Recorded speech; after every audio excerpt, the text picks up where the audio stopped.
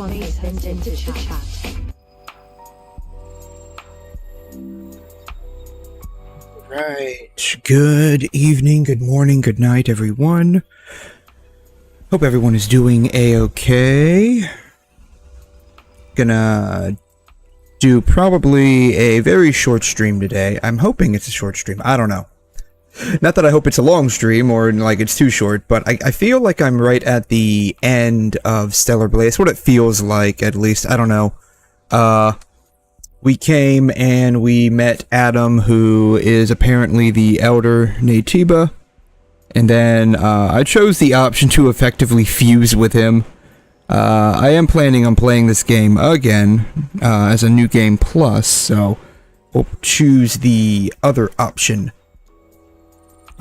at that point in time, but it won't be like right now. We'll probably be playing it through again at some future to be determined point in time. But yeah, it's odd night for me to stream. That's okay though. This will unfortunately be the only night that I will be here this week, sadly. But that is also a-okay.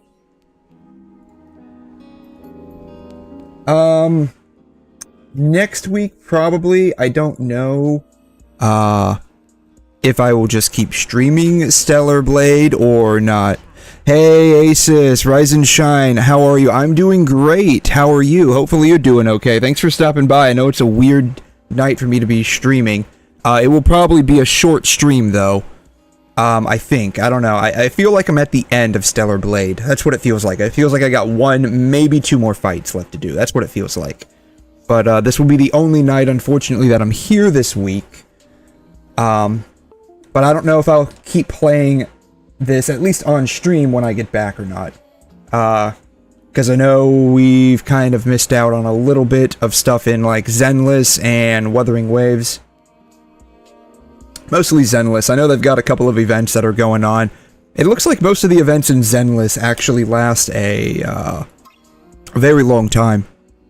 Unlike Genshin, where it's like a week and a half, 2 weeks, and it's over.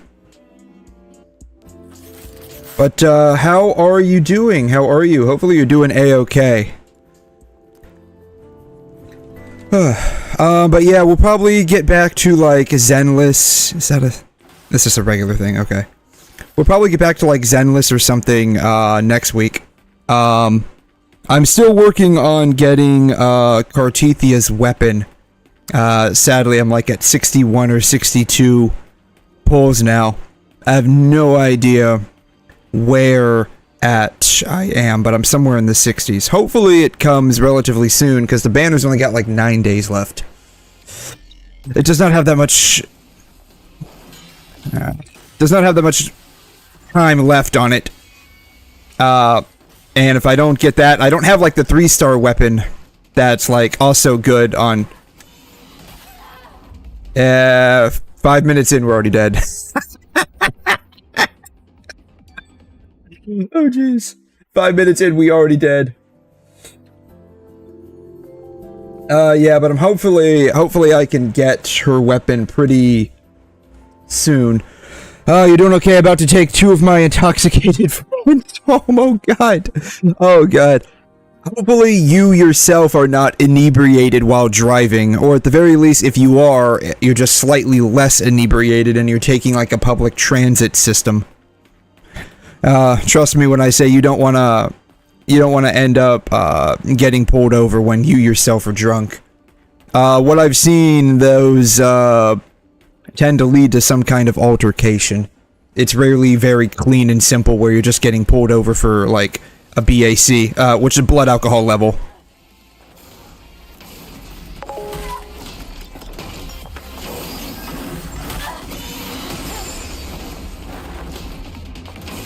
You haven't had a drink yet? Good, good. Ooh.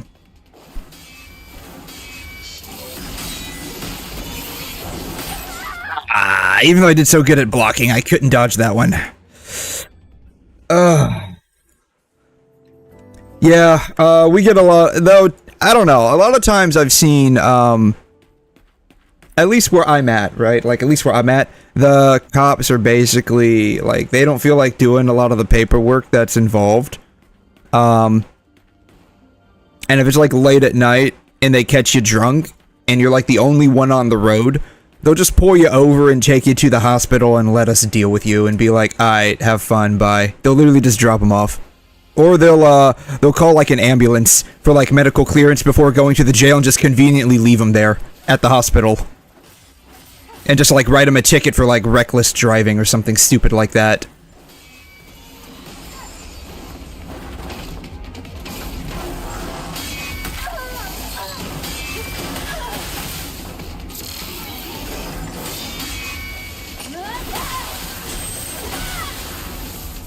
Yeah, we get a lot of the, like, the cops. They just don't want to get in, basically don't want to deal with any of it. That's basically what happens. Unless, like, you're seriously, like, endangering people's lives. A lot of times it was basically just call an ambulance and have them literally dumped at our doorstep, essentially. But it's good that you haven't had a drink. It's like, if you're going out to drink with a bunch of friends, it's always good to have, like, a designated driver who remains sober. Not only is that, like, a good way of making sure you can get home, it's also a good way to make sure that none of your friends get jumped or anything. Because when you're in an inebriated state, you have highly impaired judgment, and so it's good to have a friend to look out for you. Decoy, yeah. You're the designated decoy.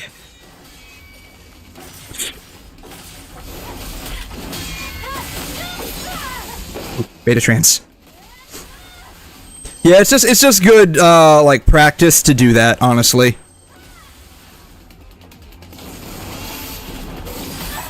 God damn it. Half of this is just going to be me trying to survive, honestly. Yeah, I don't, like I mentioned before, I think, I don't really drink, so I've never gone out drinking with friends. What really surprised me once, this happened once, a couple of months ago. I've known this one girl for, years. We went out after work with a bunch of other friends from work. And I was surprised she actually got something to drink after work. I knew she drank. I didn't know she, like, would drink first thing in the morning when she got off work, which is more like nighttime, but she had to come back that night. That kind of, like, shocked me a little bit. Of course, she was carpooling with a friend, so, like, she didn't have to worry about driving home herself, but I just thought that was weird.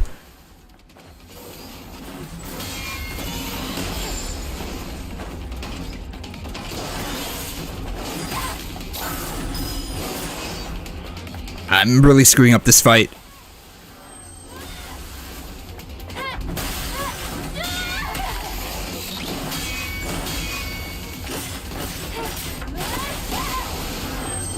I need to heal.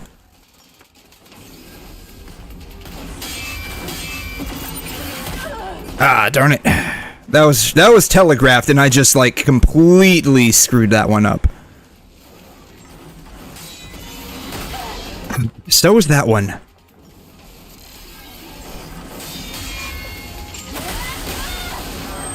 Yeah, I always find it interesting, that, like, when I find out people actually drink.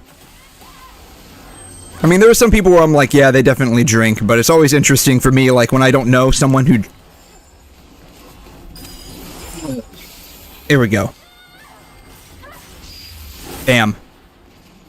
We're only not even a quarter. We're like 15 to 20% away from his full health. Yeah, my friend are in the car. They would like to hear your crazy ER stories. Oh, God. Oh, man.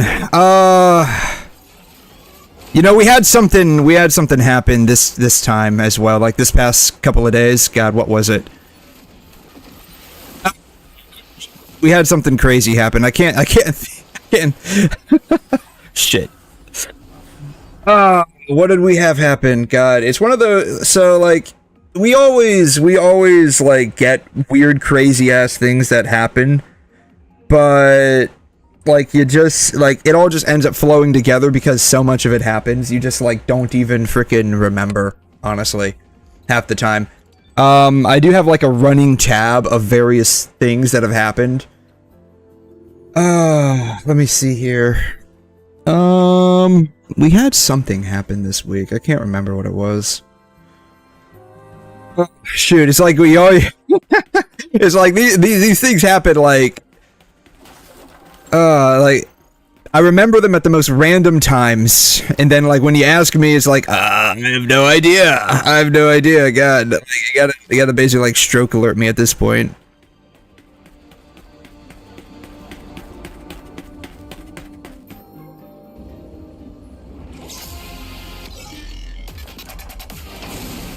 Speaking of like crazy ER stuff though, I just started watching a show called 𝘵𝘮. It's on I think HBO Max. If you ever want to actually see what it's like to actually for real be in like an ER environment, like working, that show is actually very realistic. I was surprised. One of my colleagues told me about that show, and I started watching it couple of days ago, and it felt like I was actually at work.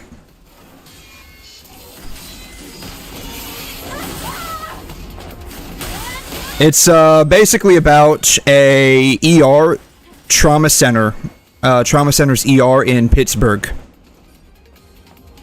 It's called 𝘵𝘮. Shit. It's like most of the time, like medical shows, they don't do a good job of like being really realistic. Like there's a lot of stuff that goes on that's like too dramatic, like House, like borderline illegal shit that he does. Actually, it's not even borderline, it really is. But this show was actually pretty realistic in some of the stuff that it depicted, like with the crazy patients that we get. Like there's this dude in the show called the Kraken. That's what everyone calls him, and we do have nicknames for people that are like batshit insane that constantly come in for various reasons. There's a town right down the street from where we live. My friend are asking about the toy while working with the ER. The toy? What do you mean the toy? There's various toys, right? I mean, are you talking about like the toys that the old people come in that are stuck up their butt? Or you're talking about some of the toys that we use in the ER. I'm not sure specifically what you mean. Like, not ringing any bells, I'm afraid. I'm trying. This one time we had a girl who came in. She was like, I don't know how old she was. Like, she was young, though. She was young, like maybe 14 or 15. She was using...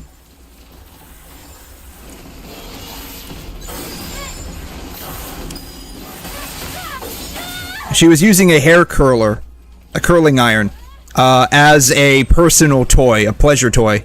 A dildo, basically, is what I'm saying. However, it had broken. So I'm not sure, like, specifically how curling irons work. I've never been given the opportunity of using one. But I guess they have, like, glass or some kind of fragile pieces in them that can easily break if you are a bit too... rough with them, and so that happened. It had broken off, and now she had like glass shards stuck in her cooch. That was fun to deal with. I mean, typically, like you always end up seeing like maybe a cucumber or some kind of vegetable, which is also kind of dangerous. I say dangerous because, like, you're putting something that's potentially not, like, clean. Shit. We're dead. Maybe not.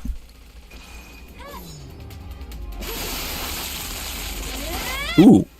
Haven't seen this one before. Heal, heal, heal Eve, heal Eve. Damn. Yeah, that's typically what we end up seeing is, like, minor vaginal infections because they're using, something that is unclean. Like...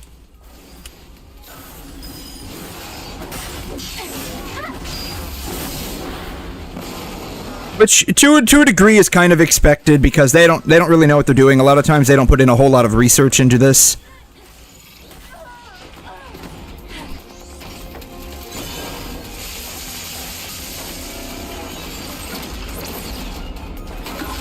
Oh, what is this? Not seen this before.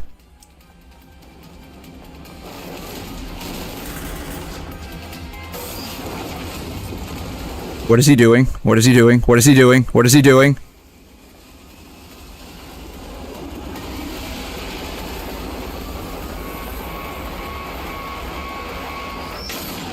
Oh.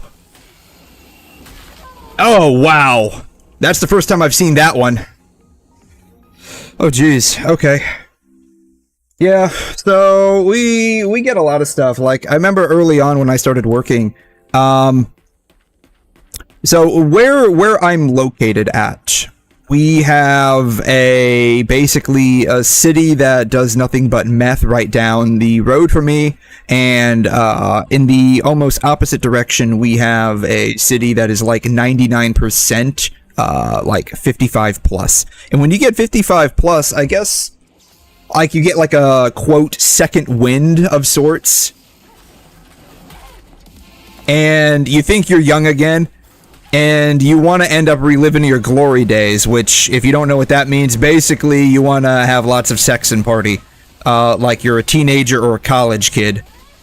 And when you're like 70, 80 years old, I mean, you don't have that kind of energy.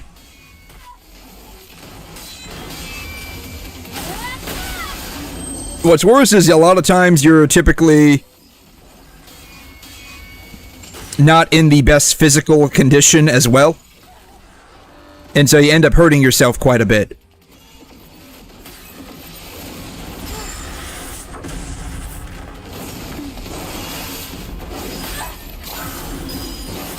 Shit. Oh. And so we get a lot of cases of, like, elderly people coming from, that particular area with some rather, interesting objects placed in them. Or, this one time we got a dude, that had died.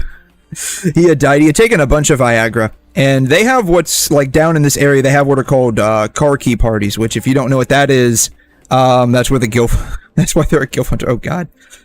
I worked with a guy. He finally retired, thank god. He finally retired. Shit. He finally retired. His goal was to basically become the, like, sweetheart of sorts. I don't know what you call it specifically.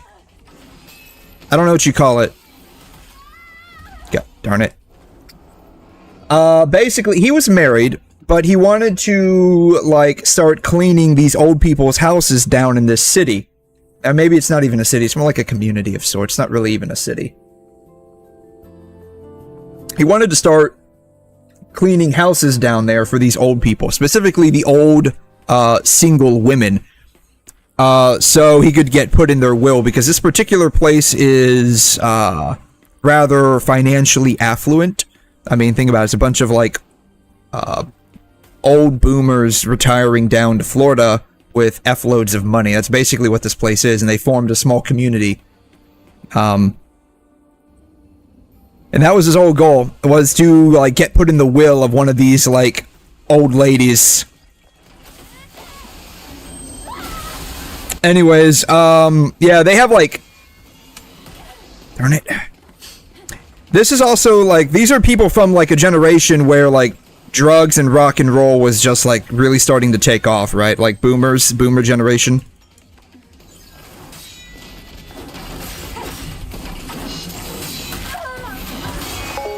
And so, they think they're young again.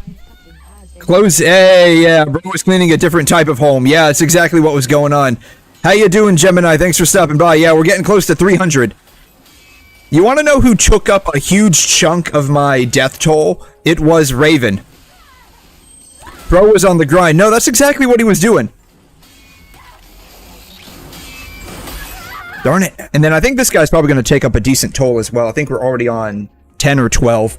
I started him last stream. I didn't get a chance to finish him because I had a feeling it was going to take a while. But yeah, Raven took up like 61 hits. Yeah, Raven is a piece of work. Oh my god, it took 2 hours and 61 deaths to finally kill that bitch, man. Ugh. She was a nightmare. She was a nightmare. But yeah, so he was a real piece of work. He finally retired. I don't know if he ever ended up getting in the good graces of one of those old rich grannies, but that was his goal. That was his goal.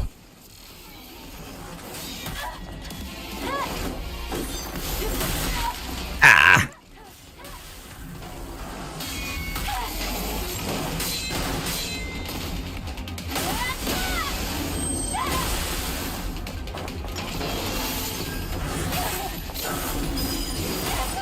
Darn it. I'm trying to dodge one way, then it lights blue, and then I've already committed, and now I get screwed over. But, yeah, they do something called, car key parties, which, basically means, you know, these are like swinger parties, which makes sense. These are all, like, wealthy old boomers and, whatever came before the boomers. I guess whatever came before the boomers are mostly dead at this point. It's mostly just all boomers now. And that's like the era where like drugs, sex, rocks and roll, and all that stuff was like really taken off. And so they think they can relive those glory days. And so they throw all of these swinger parties, the most famous of which are the car key parties. Which is where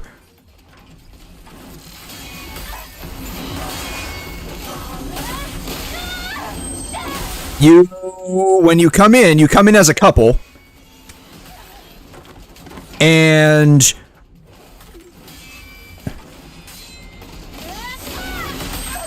darn it.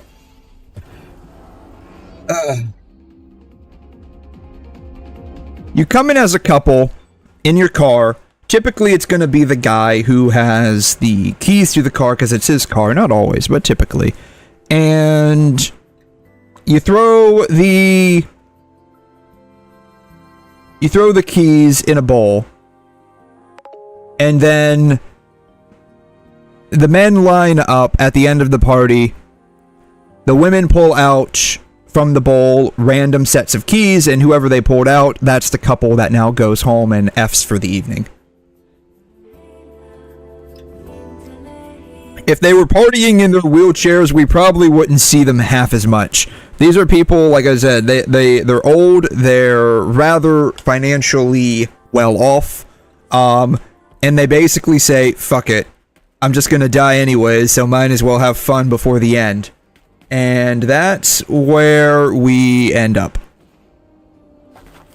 That's where we end up.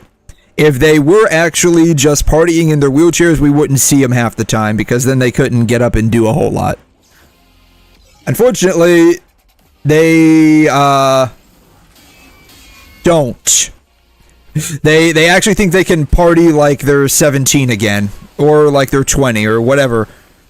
Whatever they did back when they were young and restless, that's what they think they can do again. Did they exchange gifts with their partners? If you count, like body fluids as a gift.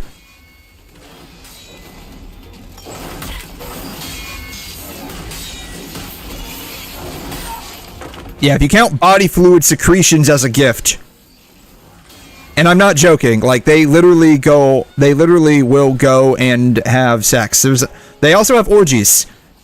There have been a number of cases where we will get a guy that has... Ah, darn it. We will get a guy that has, taken a bit too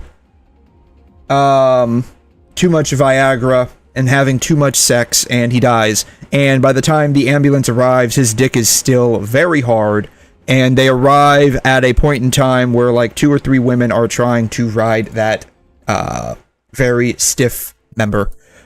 Hey there, Brickafinks. Hey there, we have 7 days left of what? 7 days of what? Let's see here. What's ending in 7 days? Star Rail. Right? Star Rail's got like a week left, I think.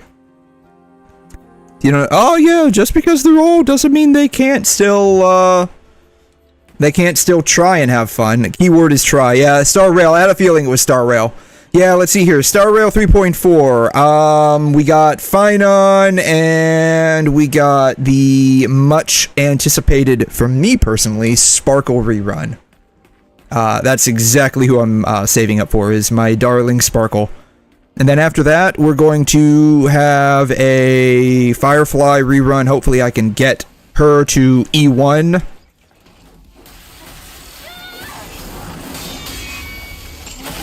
We also have the Fate collab, which I think is going to last like 2 or 3 patches, right?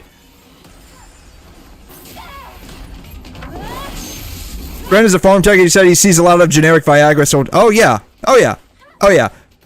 Like I said, just because you're 80 doesn't mean you still can't go for 8 or more rounds, right?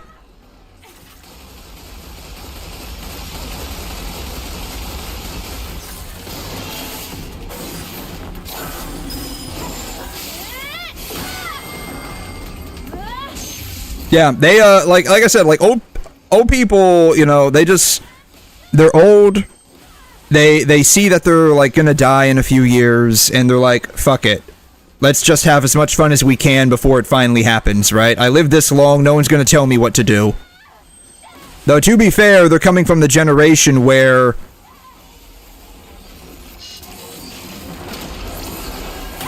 darn it, they're coming from the generation where they didn't really care anyways, so not much has really changed in that regard.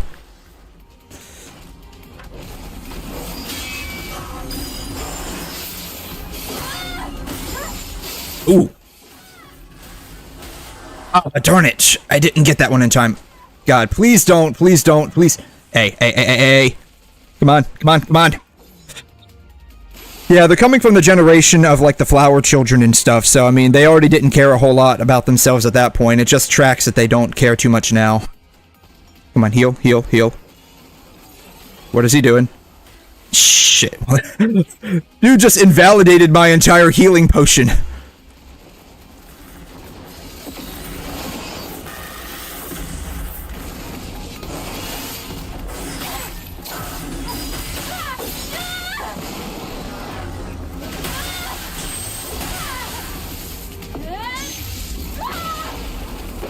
Let's do it again, because why not?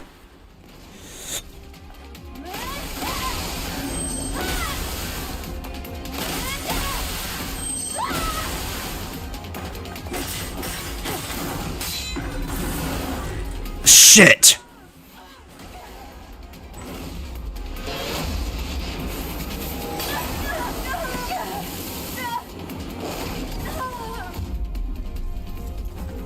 That was actually going A-okay up until that point, too.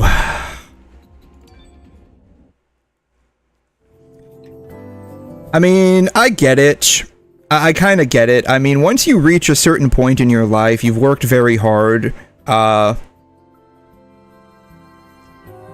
you just get to the point where it's like, yeah, I don't care, whatever. Let me do what I want to do. I've lived this long, I've worked this long, fuck it. I get it.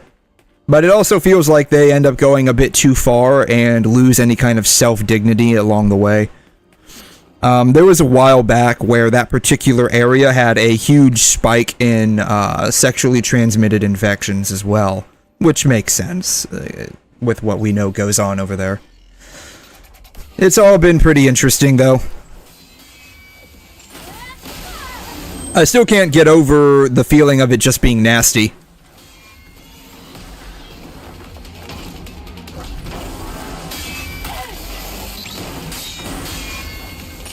Like, when I think of old people, I think of, like, my grandparents.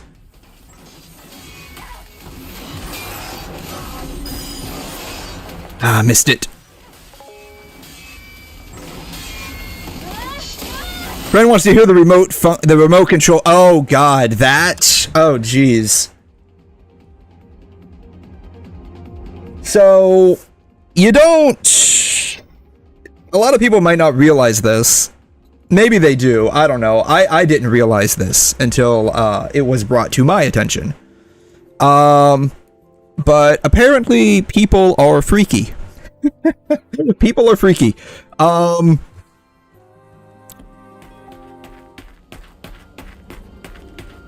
And they will wear like women specifically. When I say people, I mean women specifically. They will wear, like, remote control dildos, to work. And apparently, they wear them to our work, too. At the hospital. This was before I came down to the ER, so this was all upstairs, though. To be fair, I know a number of, freaks down here in the ER as well. It is what it is.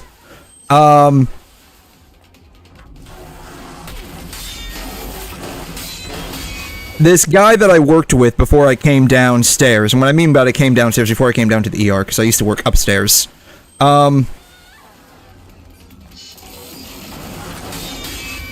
he had bought for his wife, like, I guess, like a remote control dildo for them to have, like, fun with. It was like a vibrator of sorts.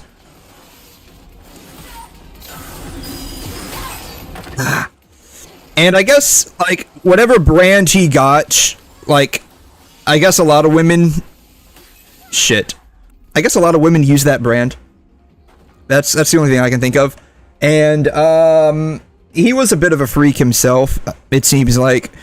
And I guess he had, like, an app on his phone that would just pair with, like, I don't know how this works, I don't have one, but I guess he could control it with an app on his phone. But that also meant that any, like, of these vibrators within proximity to, like, the Bluetooth on his phone would also get triggered. Endurance training, gotta keep work fun. God. Oh, God. Yeah. So, he found out about this, because I guess he was playing around with his wife through his phone. And I guess it started triggering off some of the vibrators within proximity on the floor. And so he found out about that because I guess I don't know. I guess people were talking and he happened to hear it and he's like, "Oh, huh. Well, that's interesting to know." And he was telling me that and I'm like, "Oh God, really?" Did I up the time? Did I up the counter? I think I upped the counter. I can't remember. So yeah, he literally was fooling around with his wife. I mean, it was kind of weird. Like, why would you do that? But I don't know. I don't know. I'm not married. I don't have a wife. I'm not interested in any of that.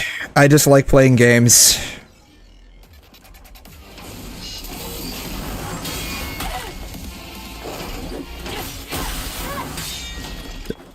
But yeah, on that note, it was around the same time that I actually learned quite a lot about what goes on in this place. We had drug dealers working at our hospital as well. That was interesting. We had a dude that was working in housekeeping. He was like one of the housekeeping managers. Yeah, just run into the laser. That makes a lot of sense. This entire run is already scuffed. Yeah, this run is scuffed. I'm gonna crowd a place and use that app. Sounds like a fun game. I don't know how it works. It could have changed. It could have changed, like, because that, in my opinion, seems like a huge security issue. But it could have changed. It could have changed. I would hope it would change, because that seems like a privacy and security issue.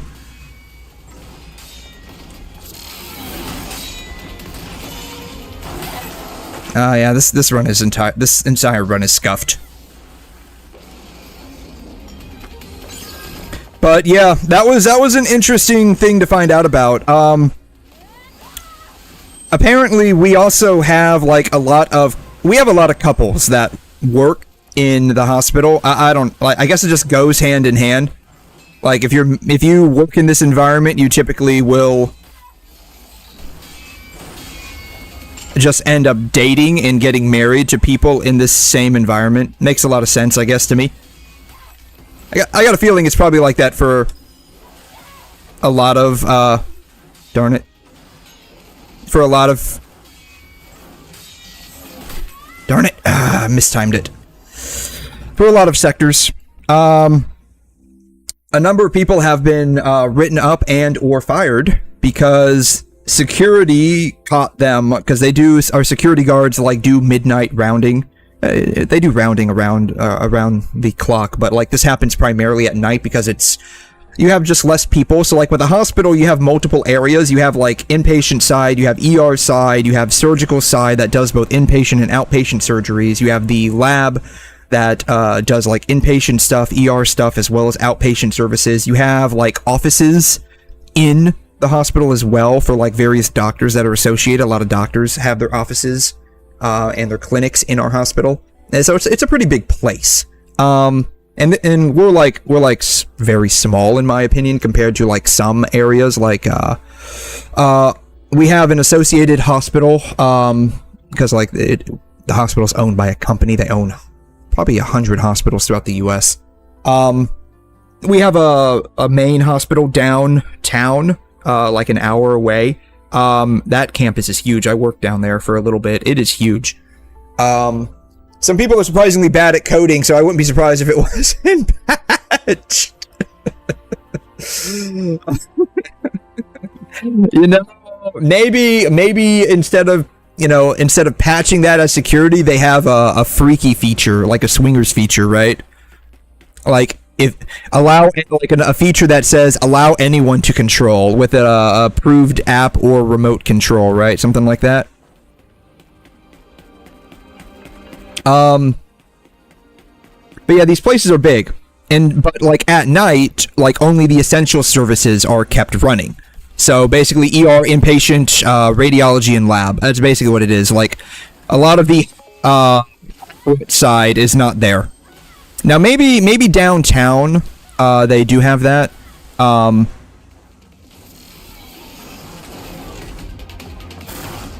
What's a ridiculous moment in the ER?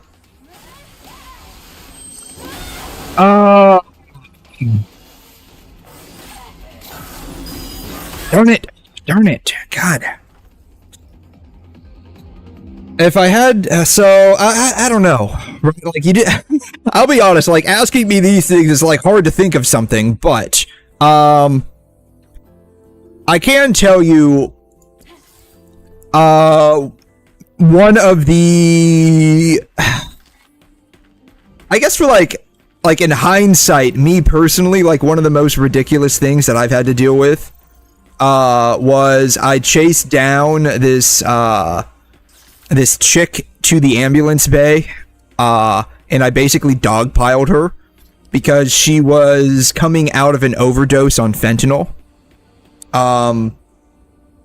We had given her something called Narcan, and this was like early on when I started working in the ER.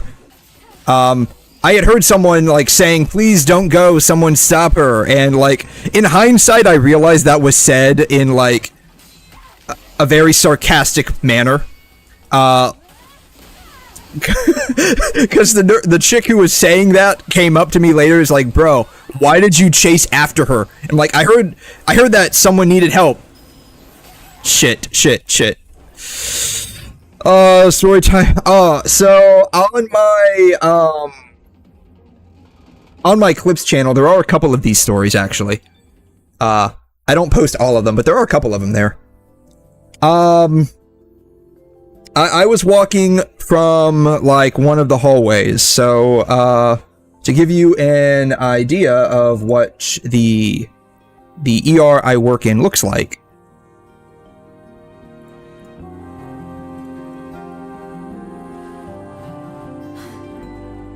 We have, this is basically what it looks like.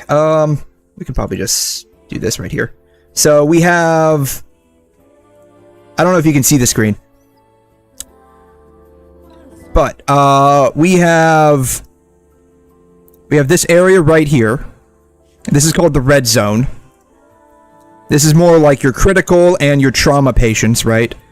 Right behind it, we have the orange zone, which are like your very important but not as sick patients. But they still, like, they're not appropriate for other locations. We have right next to that, so these are hallways right here. Right, you have a hallway right here. You have a hallway right here. These are some trauma rooms right here. On the other side of the hallway, you have what's called the Blello zone, which is a combination of blue and yellow. So you have yellow right here, and then you have blue right here. There's blue rooms right here. There's also another hallway right here. And then back over here, you have the green area, which is like your very in and out people. So you come in because you have a cold, you go back here, we do like a strep swab, a flu swab, a couple of other things. Maybe an x-ray. Basically stuff where, like if you've ever been to like an urgent care, that's kind of like what the green area is like. Then you have the pediatric area over here.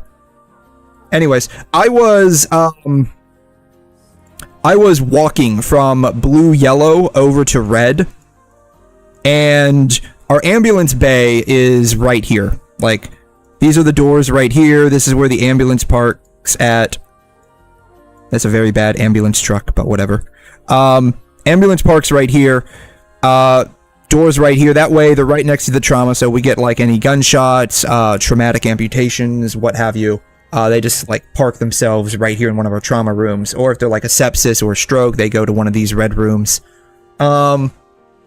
I was walking here. Now, I was very new in the ER at this point. I did not know that the ambulance doors had an emergency lock release, because only if there's like a keypad next to the door from the inside.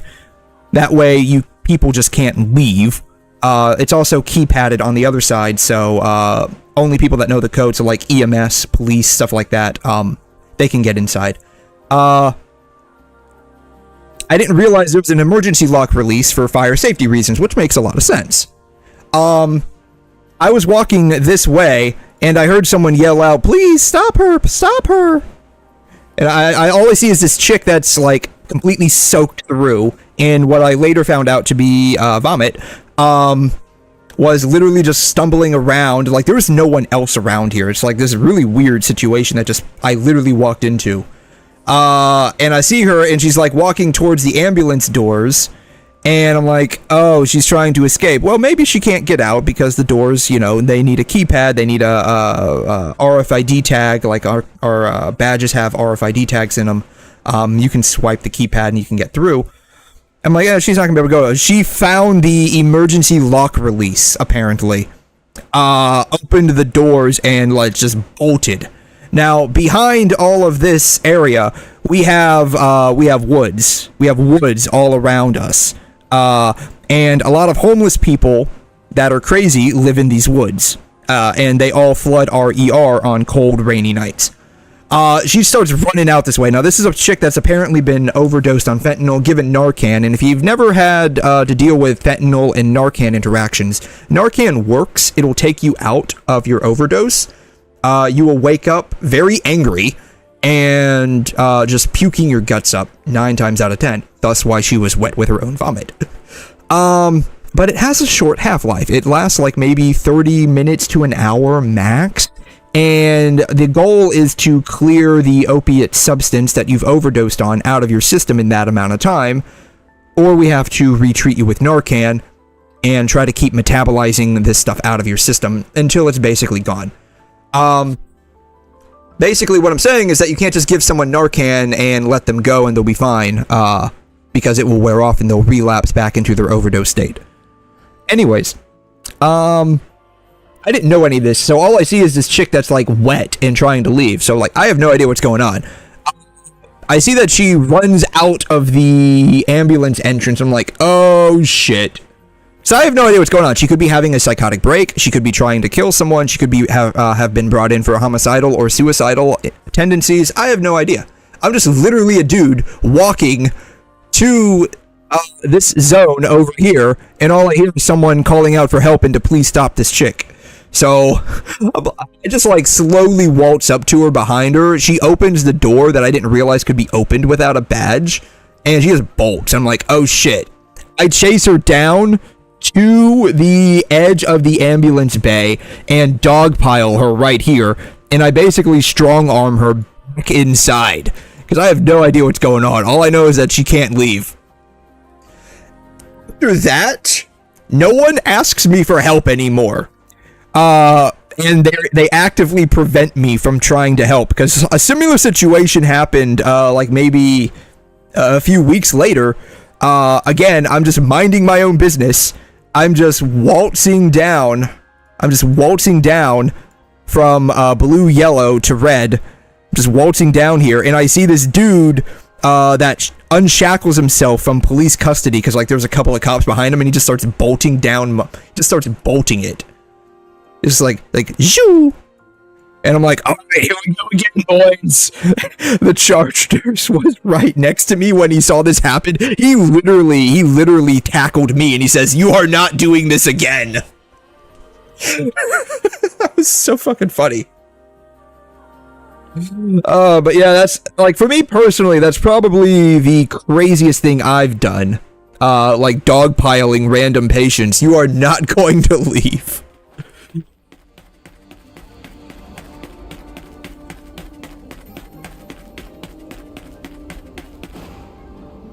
I thought that was funny. And to be fair, it is a safety issue because, like, you have no idea what's going on. They could have, like, knives on them. We do get people that come in with guns. 99% of the time, they have no issue, like, relinquishing their weapons. It is Florida, so, like, we are, like, a lot of us carry, like, weapons on us when we just leave the house because you have no idea what's going on out there.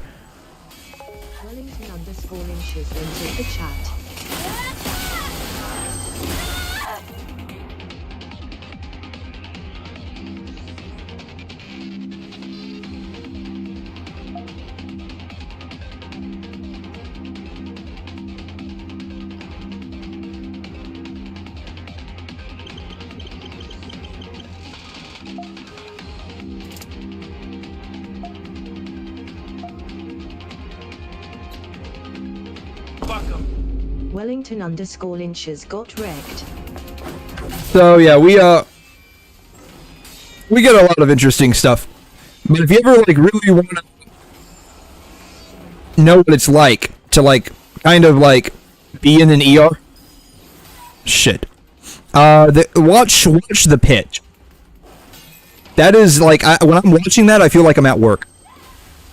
It's really good though. It's a really good series.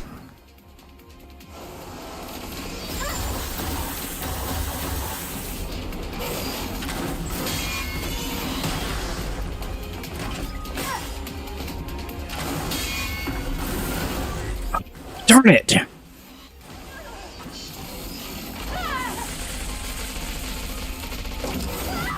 Nope.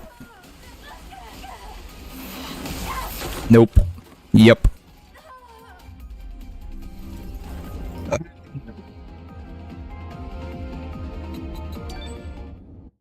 This one's gonna take a hot minute, it looks like.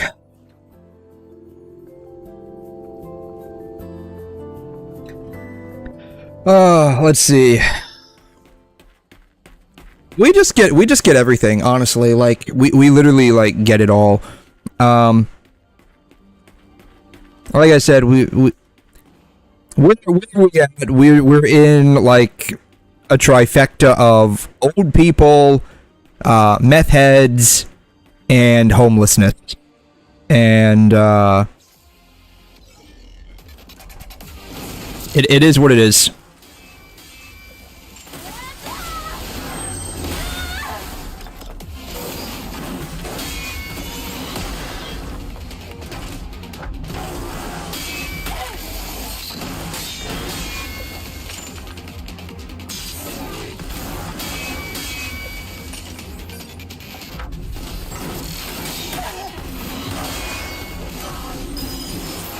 Oh, darn it.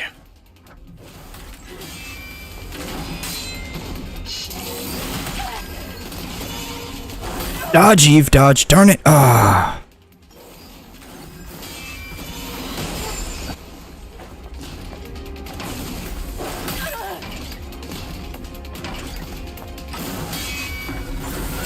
Here we go.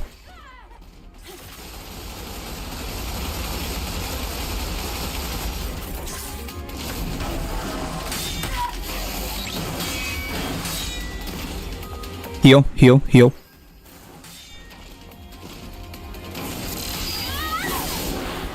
Bam.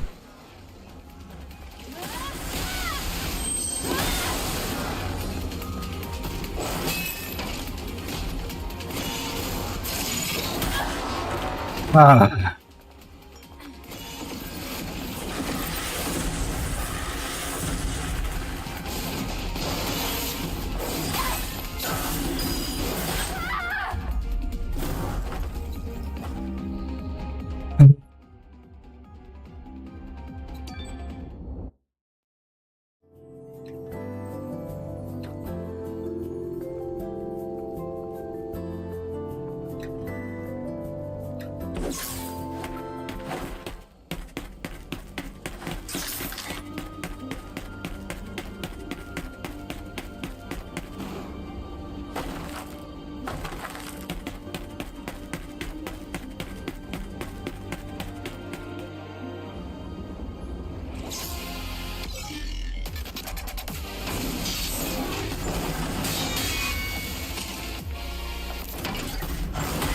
God darn it.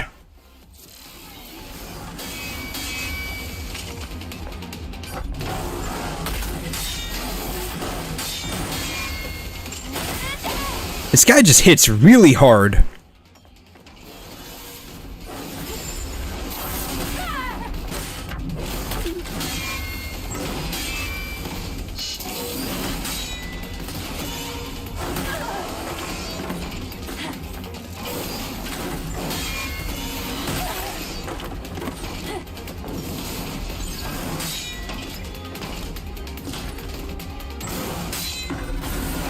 Ah, darn it, we're dead. It's over.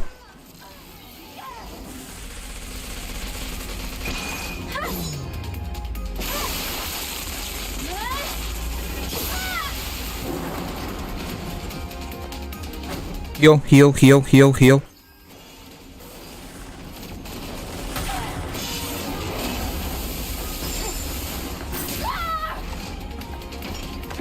God.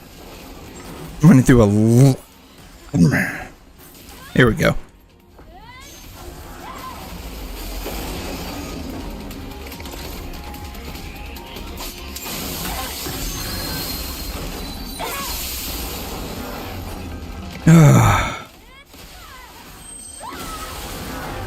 I'm not even, I'm like 10% through his HP and I've already used up half of my healing potions. God.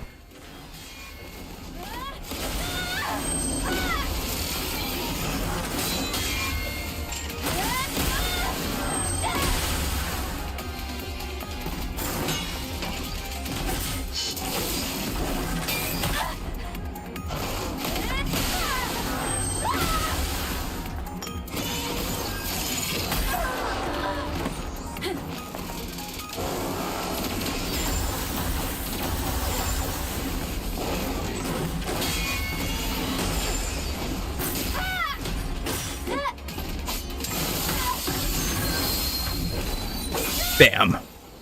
Very nice. Alright, one more. Then I can do retribution. Got him. Alright. Hopefully this takes out, like, some of his HP. I did not take out a lot. I was hoping that would take out more.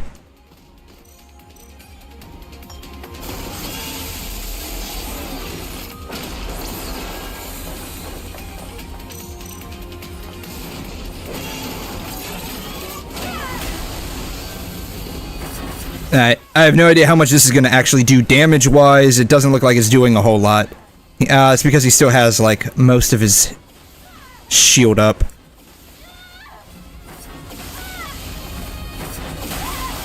There we go.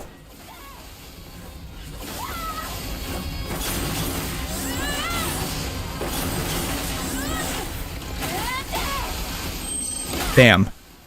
Do it again. Alright, we got like half of his HP down.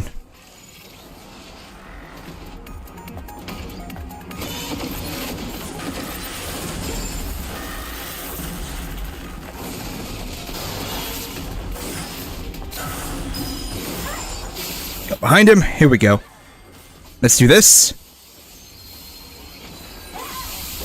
Ooh, very nice. And then we can still do this. Bam. Very nice.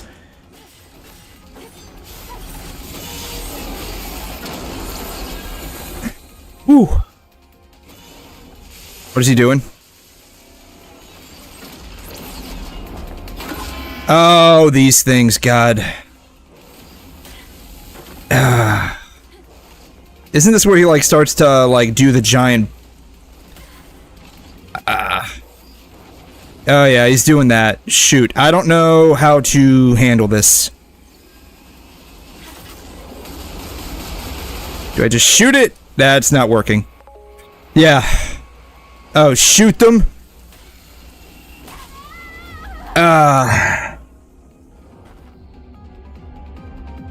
Okay. So I'm guessing... Okay. To either survive that orb, I'll have to go into tacky mode and become invincible, or I guess shoot it. Alright, what was that? 164 now? Something like that? I don't remember. Let's see here.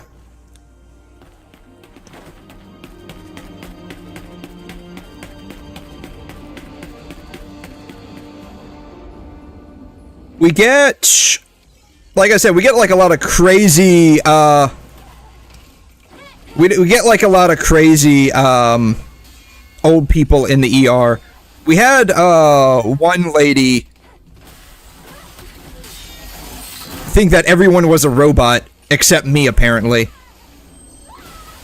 That was funny.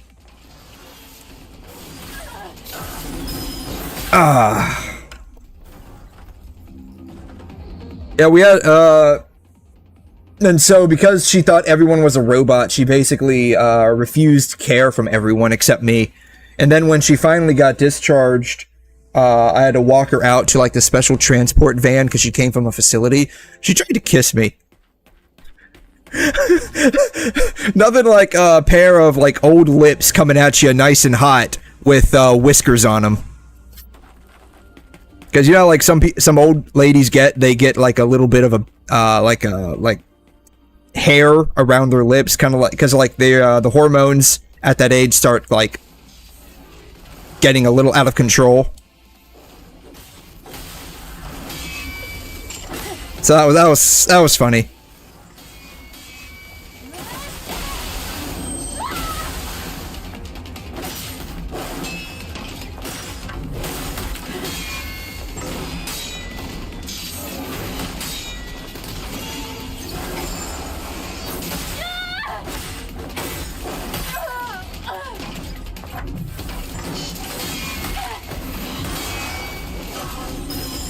Here we go.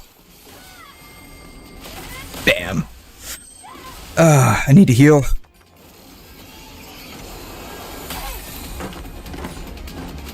Totally invalidates my my healing potion that I use. God.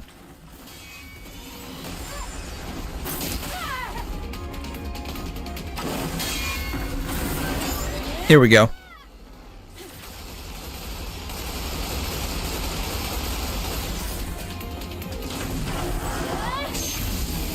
Bam.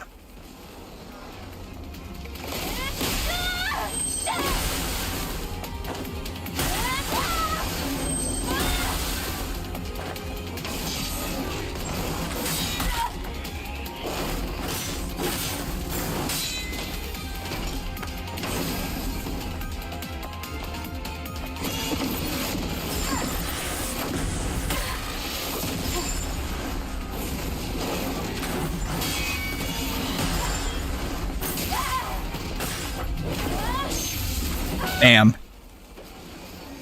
Alright, let's do this. Then we can do this. Bam.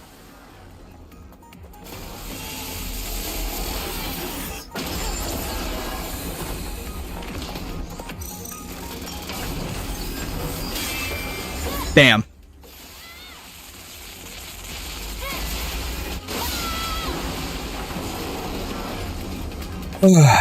Alright, and then we just go ahead and, like, get him away from me here. Not like we're gonna go very far, because I think we're at the wall's edge here.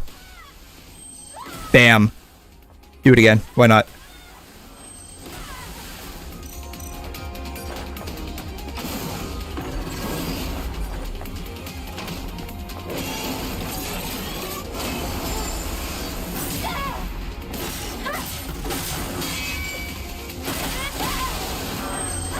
Alright. Item. Ah, shoot. Darn it. God damn it, man.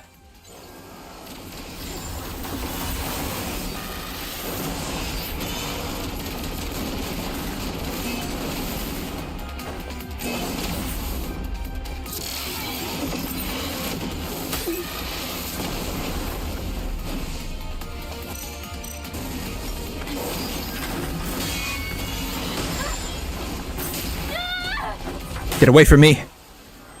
Bam. Bam. Okay.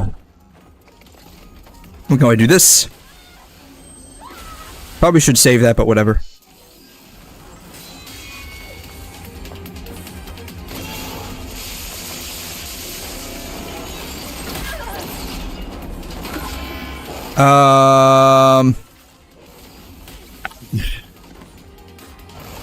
Come on, come on, get a beef, get a beef, get a beef.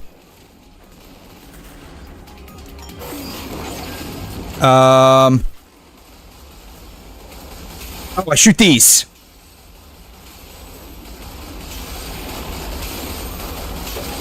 Okay, I shoot those. Okay, got it.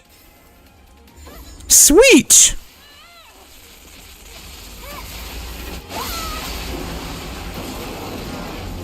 All right.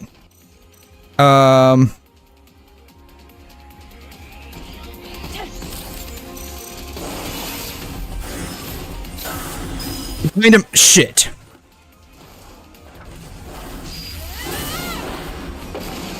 Alright. Bam. Do it again. Do it again. Oh no. What's about to happen? Hacked? I found a way. There's a hacking code on Ibris's memory stick. Okay. Okay. There's no way this is the end though. Oh, it ejects her out. Oh great. Now do we have to like fight this thing protecting her?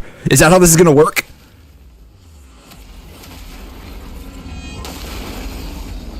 There's no way it's over. It definitely has a third phase. Lily, hide yourself.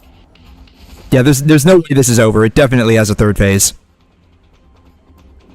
I didn't realize that thing had a bow tie on it.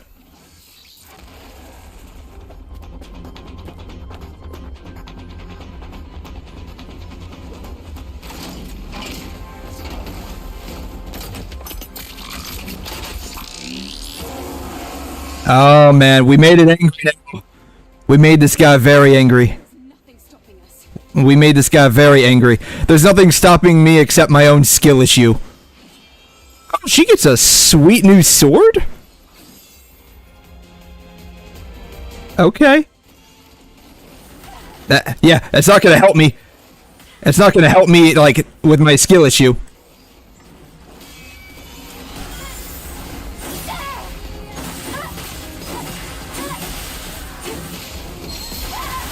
Oh, is this like permanent tacky mode?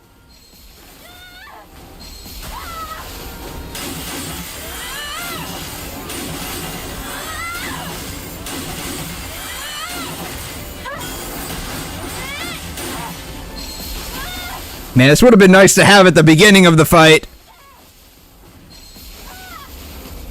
That would have been so nice to have at the beginning of the fight. Oh no, now he's got a fourth face. Man, she's cutting him all to shreds. I love it. Oh, whoa.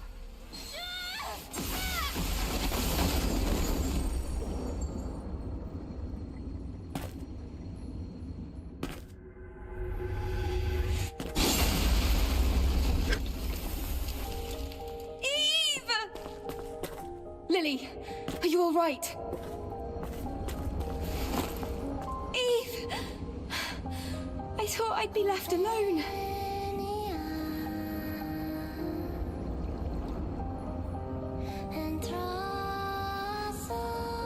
Alright, the real question is what happens now? Oh, I'm sorry, I'm still not used to the new look. Still, I'll get used to it one day. Yeah, the real question is what happens now? Like, is this...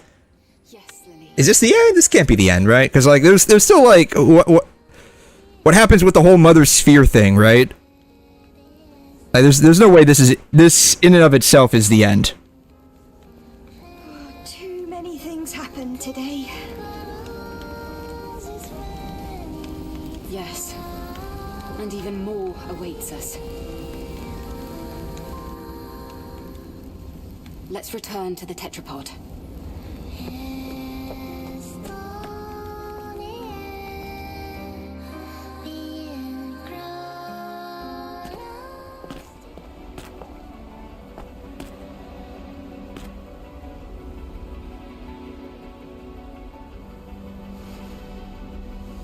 A starry night. Starlight. Oh, and who is this? On satellites. Oh, is this that one chick that we saw at her, at Lily's, like, home? Is that who this is? I serve the future of mankind. Though whether that future would embrace me, I cannot say. But for the sake of Father, I refuse to give up. The one who gave birth to me, taught me, the one who's no more.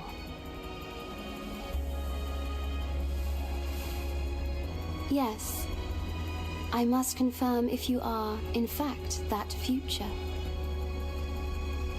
Mother Sphere? Nice to meet you, Eve. Wait, for real? Lily. Is this chick Mother Sphere? You have more than met my expectations. The final decision was a bit disappointing, yes. But thank you. What are you talking about?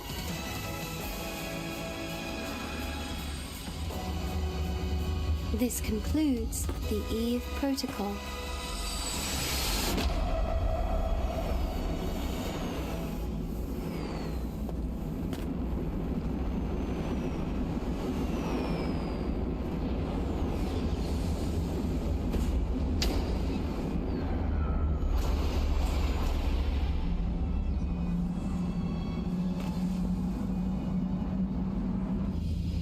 Then farewell. Wait! We have questions! Yeah, we got a lot of questions here. We got a lot of questions. Like, specifically, am I gonna have, like, another 3-hour fight ahead of me? That's what I want to know.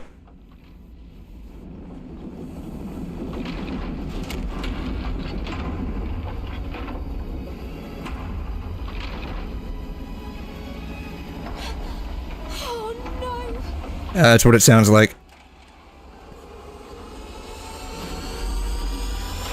Oh.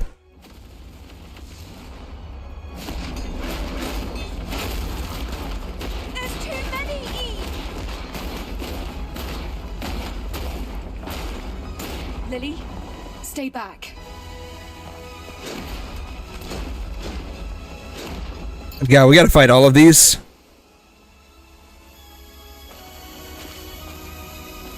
I guess the answer is yes.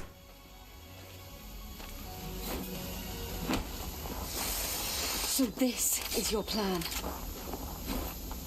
Then I'll gladly play my part. Oh god. Oh god. Now, come, my comrades. Alright, how bad is this fight gonna end up being?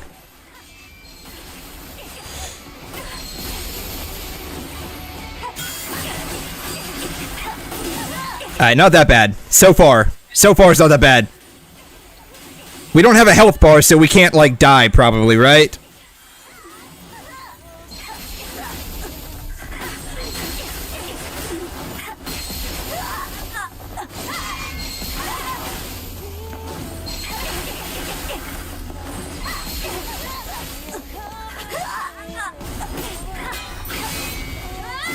Ooh.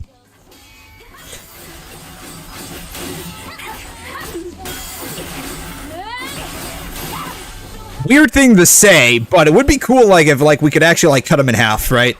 Weird thing to say, but that would have been a cool feature to have. Like, we actually cut him in half. Kind of like how when you kill, like, the 𝘵𝘮𝘳𝘕, like, they get cut in half, right? Or, like, they get, like, their arms and whatnot cut in half or something like that. That would have been cool. Can you tell my friends about the multiple body counts? Oh, so that's the end?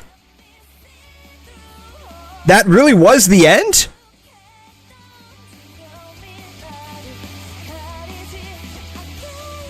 Huh. Congrats, thanks. What did we make it up to? 265.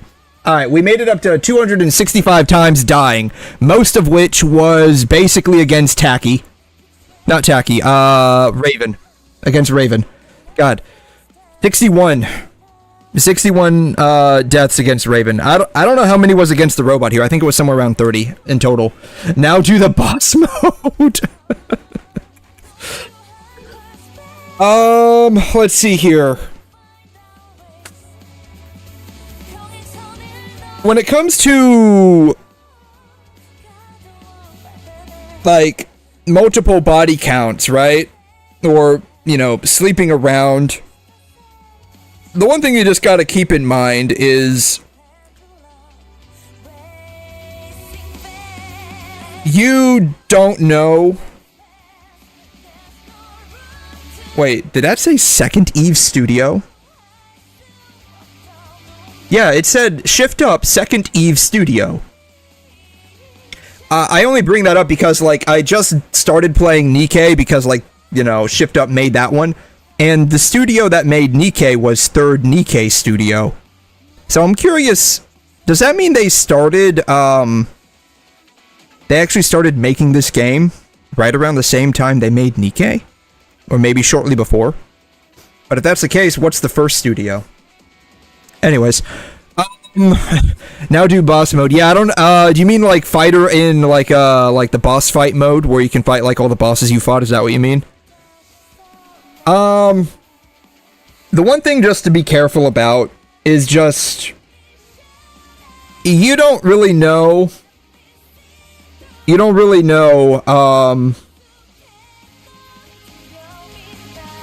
if the other person is fooled around, primarily. Like, that's the primary concern. You have no idea if they fooled around or not, and they could say no. You don't know that for a fact. That's the only thing. And so I kind of think of it like this. If you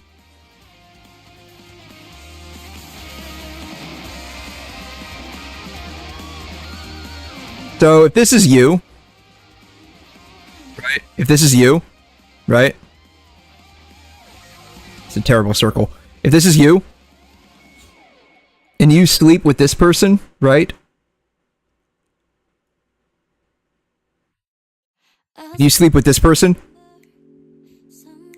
but let's say they've slept with this person over here. It's kind of like you've slept with that person. Right? It's kind of like you've slept with that person. What if they've slept with that person? Right? So now it's also kind of like you've slept with that person, right? That's how I think about it, right? And it just starts growing exponentially. If they've slept with someone, if they've slept with someone, or more people, they've slept with people, right?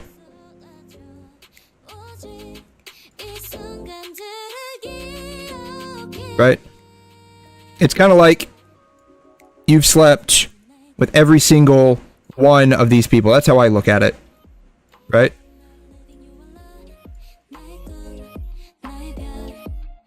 So, you might only be here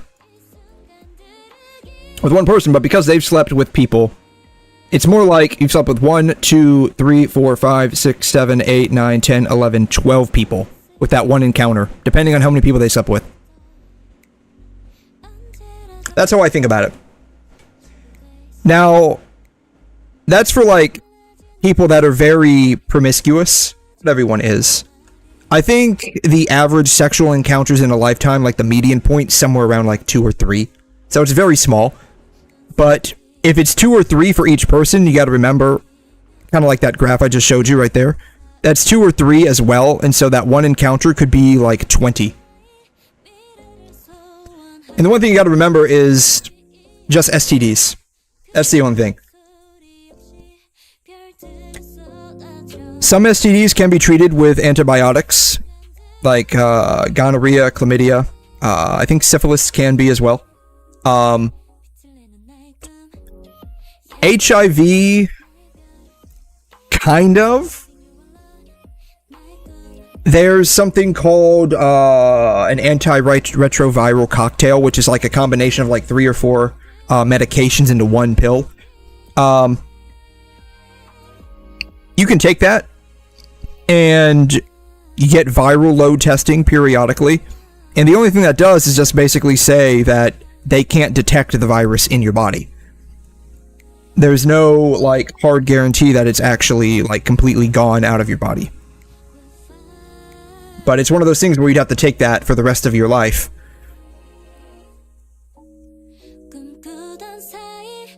So, that's the only thing about, like, you know, sleeping around that you just have to be careful about, primarily. I mean, if you have, like, a moral conscience about it, I'm not going to get into that.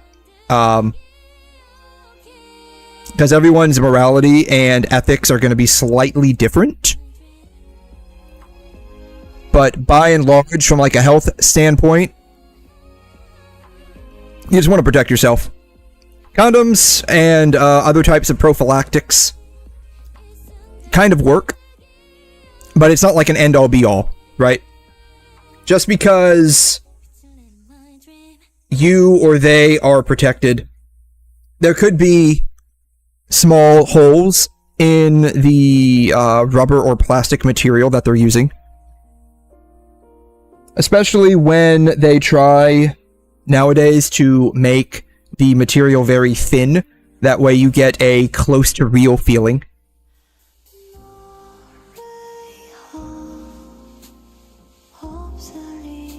Just means the likelier possibility of it ripping or tearing.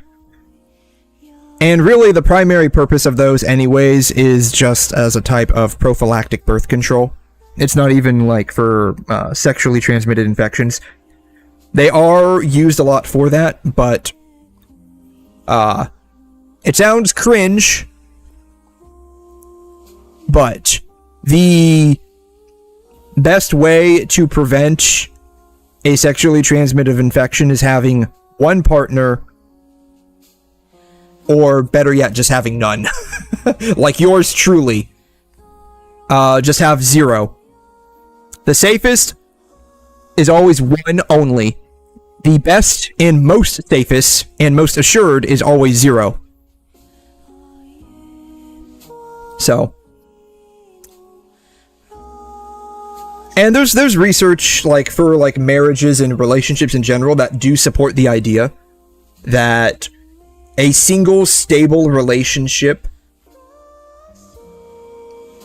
has a higher probability of lasting than if you've had multiple relationships. Wow, there's a lot of people that worked on this.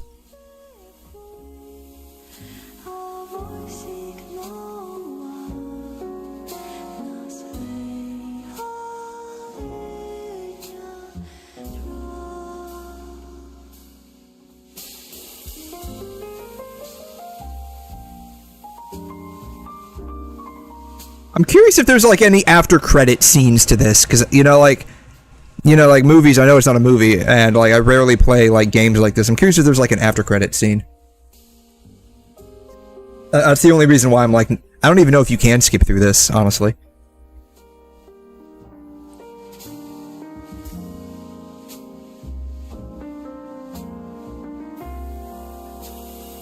But that's kind of how it is.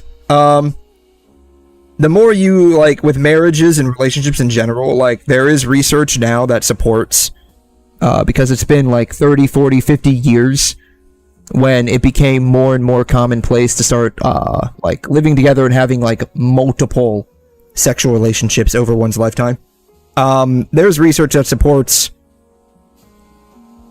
if you don't live together before you get engaged or married, there is a higher likelihood of that marriage being long-term successful.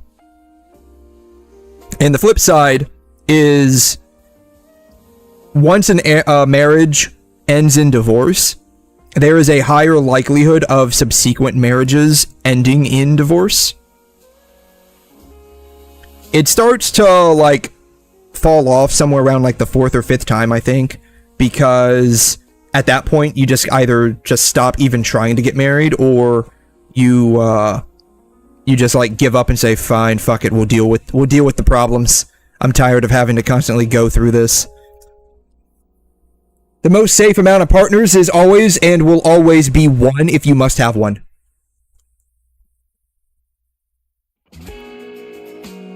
The safest, absolute safest, is none. You have 10 little partners on your hands, you can use those. Beyond that, like, the safest will always and only be 1, if you must have one.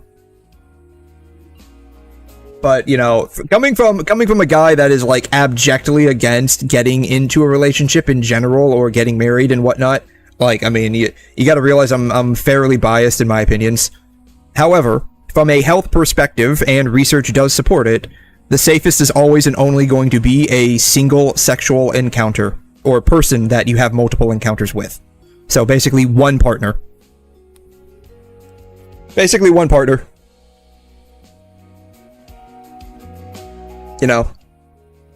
Sounds like something your grandparents would say, or your parents would say, but there is truth to that, as research is beginning to show. Plus like, with, like, STIs, STDs, it just makes sense, that, like, one person is safer than multiple people. He said don't screw with anybody. Yeah, I agree. Yeah. Don't fuck anyone. And you will be very safe. Because you're never going to catch anything. Unless you work in healthcare, in which case there's always that, small percentage of getting, like, HIV, or some kind of STI or some kind of disease from an unfortunate encounter with bodily fluids. I deal with that every single shift. And like, even wearing gloves, a lot of people don't realize, like, wearing gloves is kind of like a condom. It's a good personal protective equipment, piece of personal protection equipment, but it's not absolute.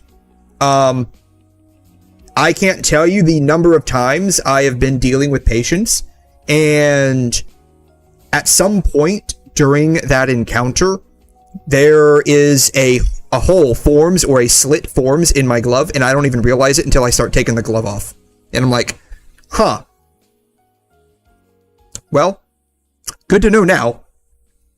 So, like, a lot of people have started, like, double gloving because of that issue. Like, I can't tell you the number of times where I will literally pull gloves out of the box, put them on, and they will literally rip as I'm putting them on. And I'm not even, like, using, like, extra smalls or anything. I use medium-sized gloves if I want to, like, feel what I'm doing.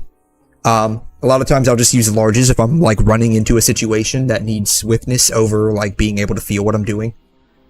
But yeah, I can't tell you the number of times where I'll, like, put a glove on and it will literally rip as I'm putting it on, or just, like, shred to pieces. The gloves we make are made en masse, and they're very cheap. So, the old saying, made in China is cheap, or something to that effect, like, oh, it's made in China, that's why it's so cheap.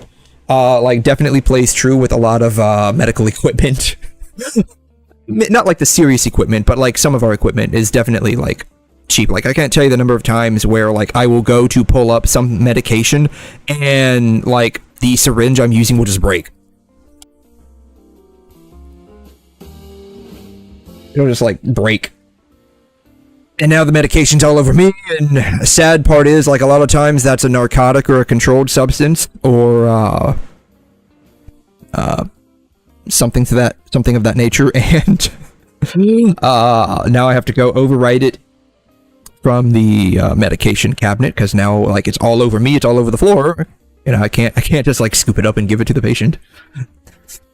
What's crazy is that I've had some patients, like, I'm giving, like, pills to, like, oral medications. I have some patients who will literally drop on the floor and, like, it's fine, just give it to me. I'm like, dude, bro, do you have any idea what's on this floor? No, but it's fine. Yeah, you don't know, and neither do I, so I'm not giving this to you. Like, we clean the floors, but, like, God, that kind of like took me back once, because, like, I'm like, if something falls on the floor in my house, even though, like, I know my house is pretty clean, like, floor wise, I know it's pretty clean, I'm still not gonna, like, pick it up and, like, put it in my mouth. Like, the 5-second rule does not apply.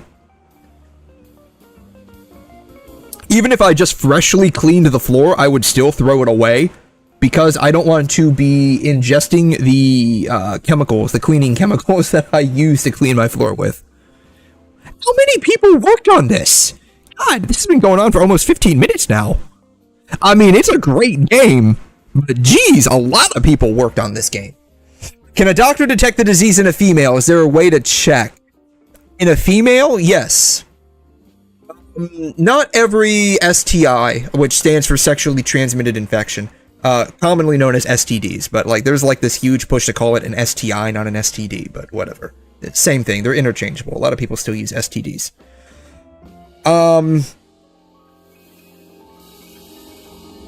They're, like, a lot of them will present with some kind of physical appearance. So for men, it could be some kind of discolored discharge. So men are going to have primarily 3 colors of discharge. It's either going to be clear, white, or yellow. That's the 3 types of discharge from a man. So, like, if it's, like, cloudy pink, that's bad. If it's, like, in the exception of, sperm, it will be clear. But you can tell, if you're a guy, if your sperm looks different. Just being honest, you can tell.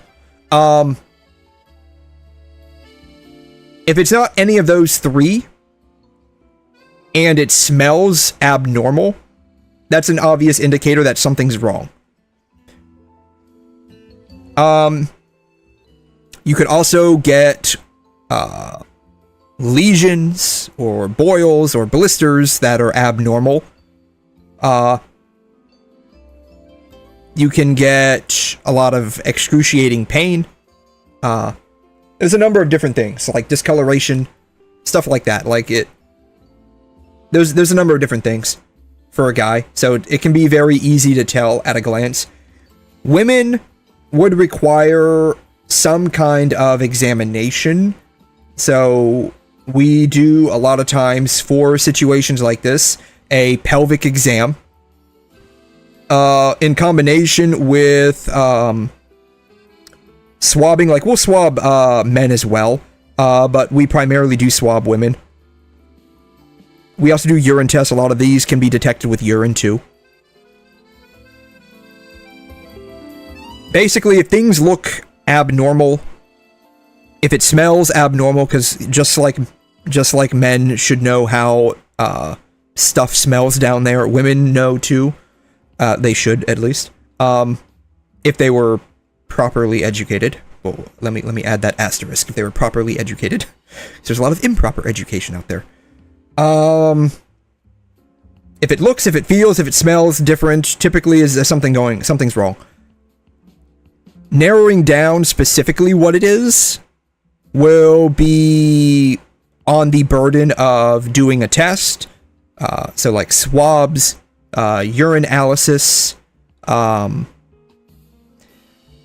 We can do blood testing, but that's typically going to be for looking at like viral loads. Like typically with blood tests that I've seen more often than not is just going to be looking for HIV. That's primarily what it's going to be.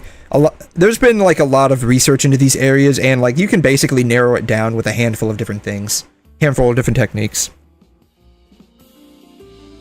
But like anything that's like not particularly obvious, like HIV does not present as HIV until late stage.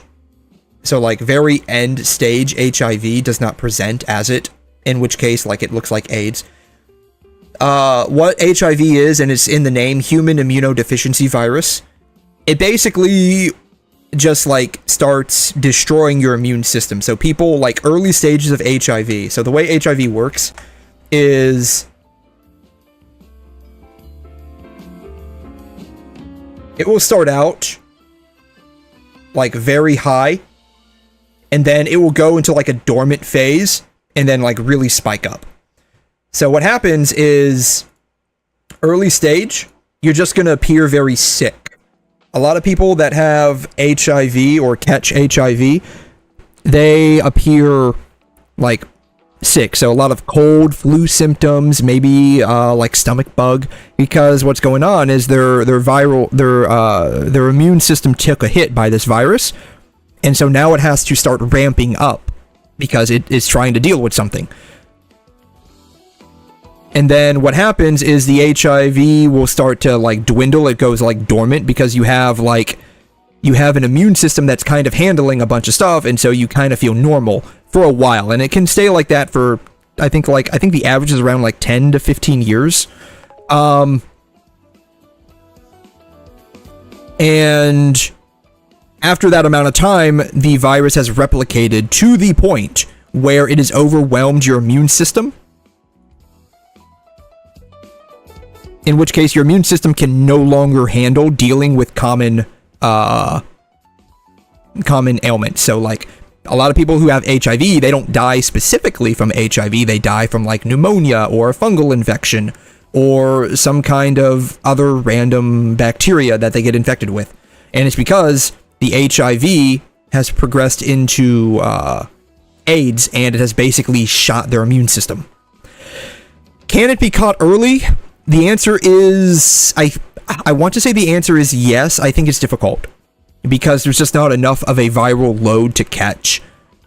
I'm not sure of the answer specifically how early, but a lot of times what will happen is we'll just like, if there's a suspicion for having caught HIV,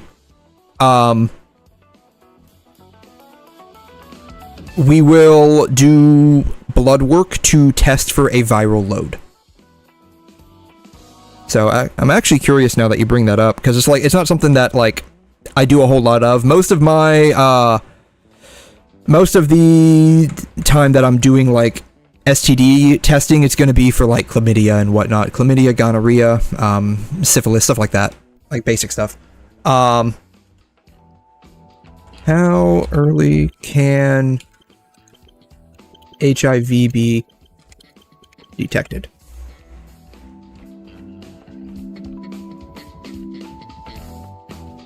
So within a month after testing,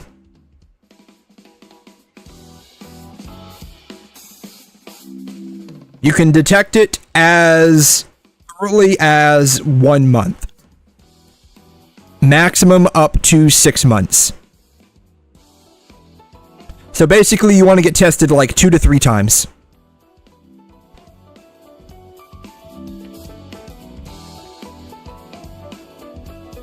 Because it might not be caught the first time, but you might be able to detect it about 6 months later. So that's kind of the situation.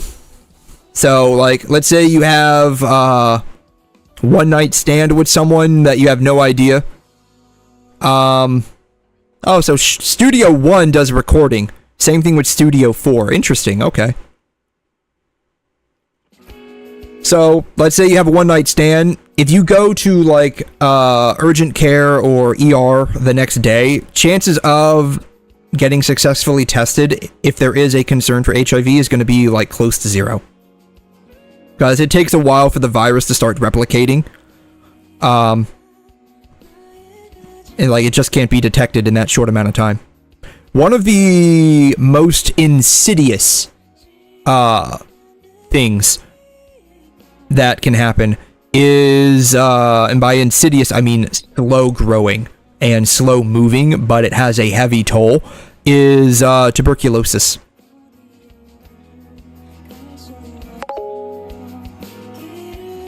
If caught, can you destroy it? The answer is no. So the only thing that you can do is treat it. HIV is one of those things that has no cure. It only has treatment. And there's a lot of things out there like that. Like, a lot of cancers don't have cures, they just have treatments. I think there's only, like, maybe 1 or 2 cancers that have, like, definitive cures, because there's been so much research and so much trial and error that they've basically figured out, oh, well, we know how to deal with this now. Still not, like, guarantee, but it's, like, a huge likelihood of, I think, God, I want to say it's one of the lymphomas, actually, that has that. Which lymphoma can be cured? Hodgkin's.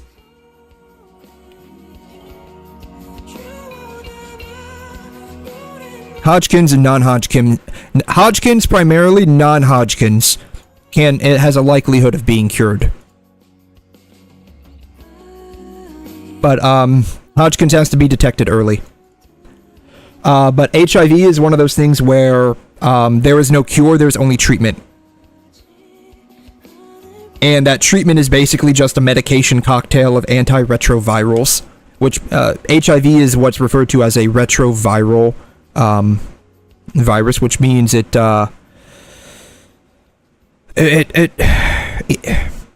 you go back to, like, high school biology, it goes from DNA to RNA to protein, right? Oh, there is an after credit scene, okay.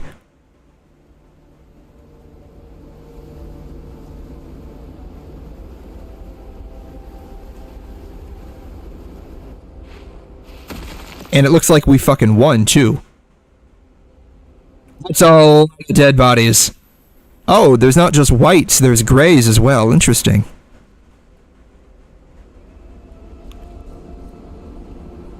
You know what those drop pods look like? They look like flower buds that haven't bloomed yet.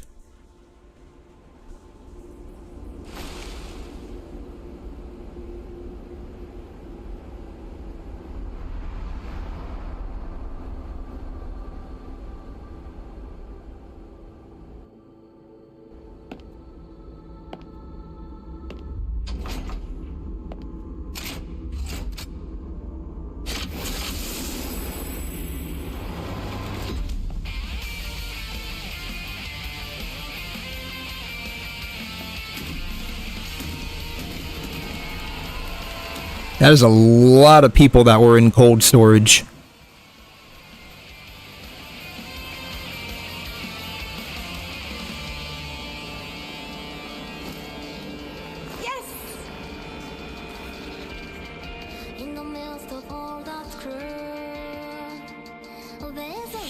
So I guess we get like a happy-ish ending? Is that how this works? We get like a happy-ish ending?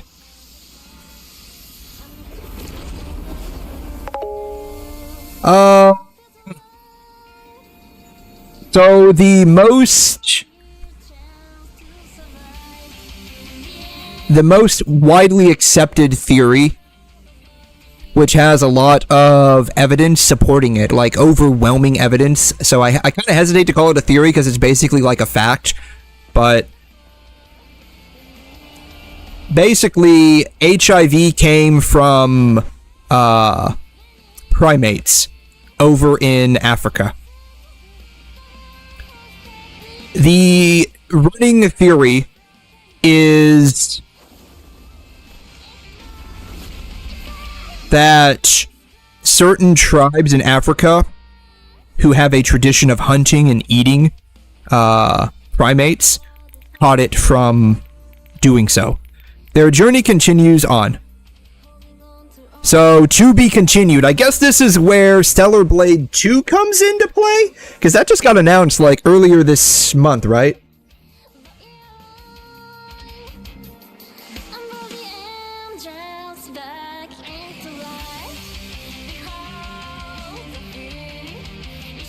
So that's the running theory.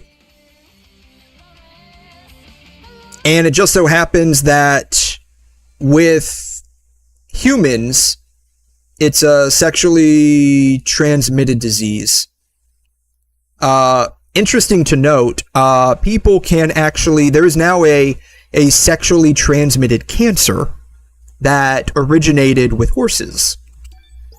New skills are added in New Game Plus. Oh, okay. Upgraded enhancements added in New Game Plus. Hard mode unlocked. Start a new game to receive the Raven suit.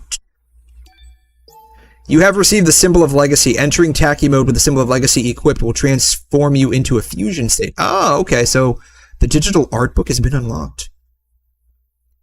Okay, cool.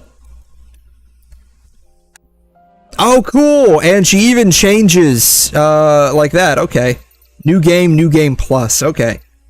Boss challenge.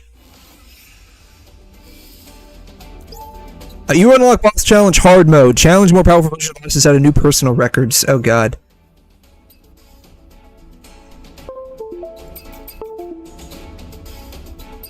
Man. Providence.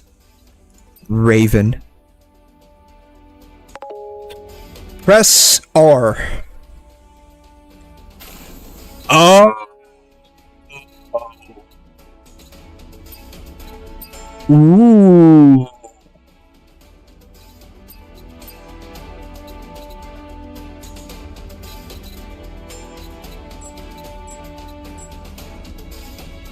Complete all challenges in normal mode or higher. Haven't found this guy yet. Okay.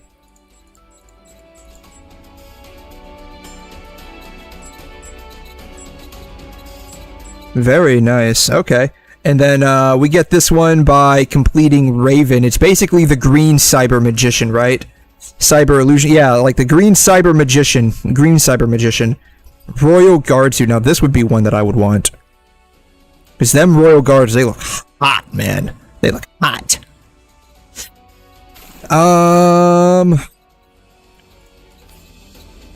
So yeah, there's now an STD cancer. It comes from horses.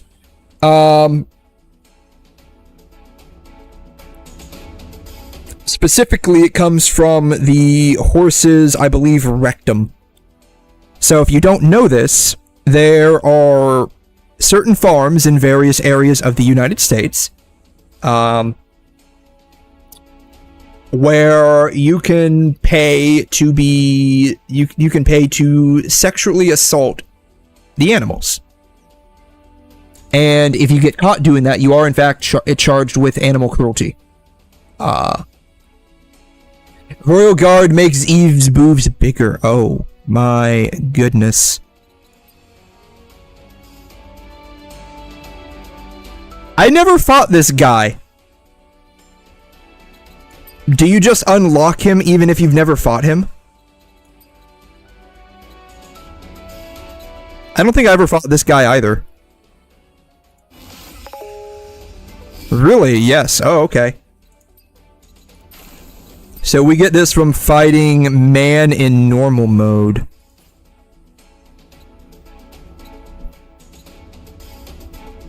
Alright, well let's, settings from last played save slot. Would you like to start the challenge with selected settings? How do I check what my settings are? Confirm. We'll just confirm it. I don't know.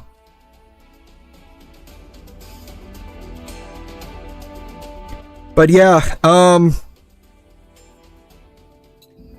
bestiality is well known. Too bad you don't have the. I do have the 𝘵𝘮 DLC. I just haven't like technically unlocked it.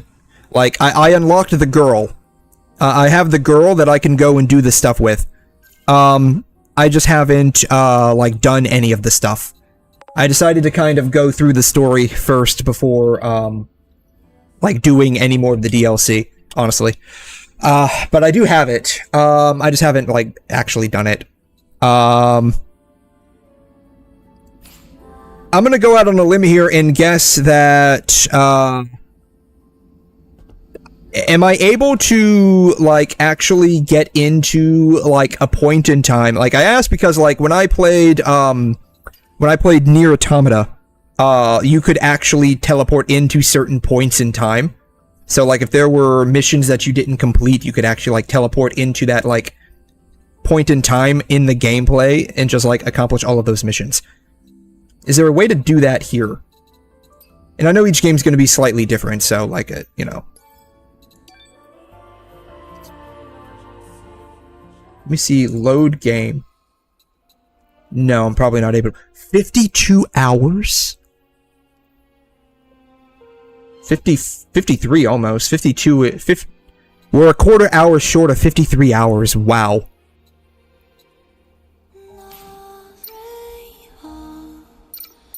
What does the art book look like?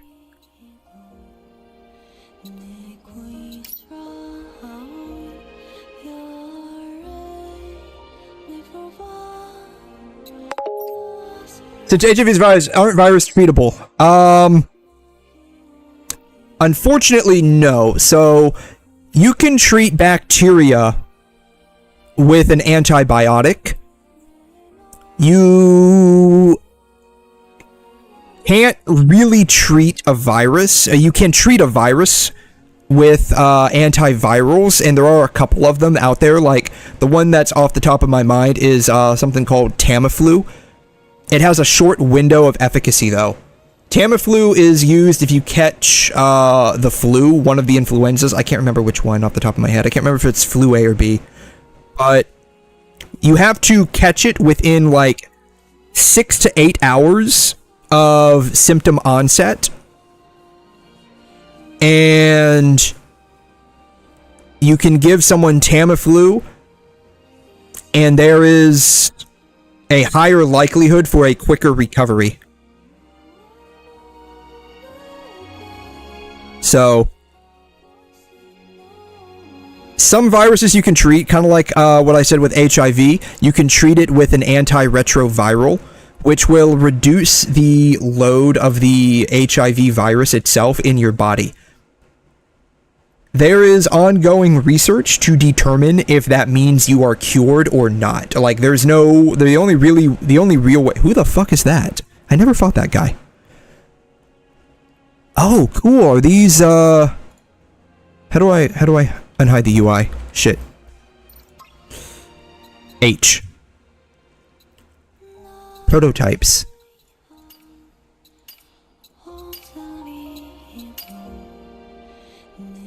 Oh, cool.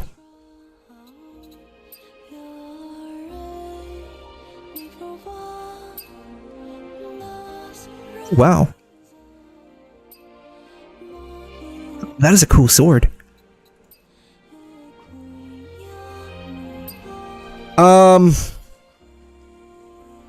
The way HIV works, like I was saying before, like high school biology goes from DNA to RNA to protein.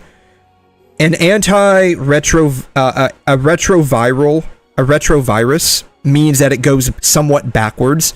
The way HIV is an RNA virus, and it uses a type of enzyme called reverse transcriptase. So it's better if I just draw this, honestly. So you go from... That's not what I wanted.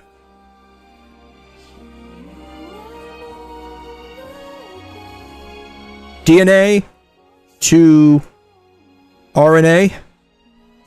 It looks weird. To RNA to proteins, right? Which also includes like enzymes. Why not boost the immune system so it can adapt and destroy the virus? There is some research that transfusing a type of immune cell called helper T cells can improve someone that has HIV. There's not enough research to basically make a final determination. Kind of like how, like with COVID, there was some research that getting there was a certain medication that was used for a while there. It was a type of blood product. I forgot what it was. There was some early clinical research suggesting that it could improve patient outcomes, but it was never widely adopted, I think mostly because of the sheer cost of it. And that's another thing too, like the sheer cost of some of these things they just make it inaccessible to the majority of people. But the way HIV works is it's an RNA virus. So this is the way like stuff typically works from a biological standpoint. It goes from DNA to RNA to protein enzyme. You can go backwards using a enzyme called reverse. God, I cannot write with mouse. Transcriptase. That's the shorthand version for reverse transcriptase.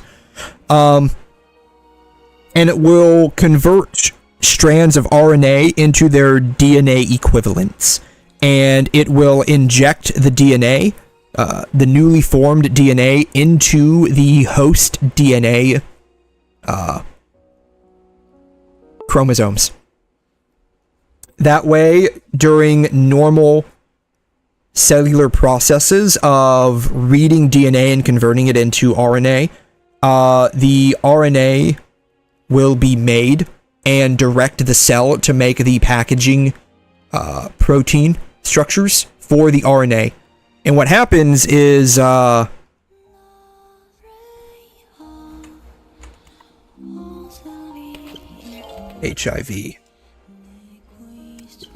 in a cell. What happens is the cells keep making so much of the HIV virus that the cells explode, and that's how they basically leave the cell. Let me see. HIV electron microscope. So let me see if I can find a cell.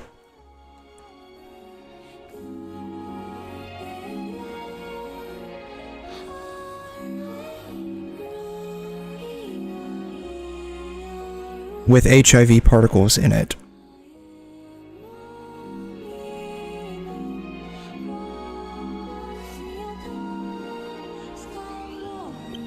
Cell with HIV.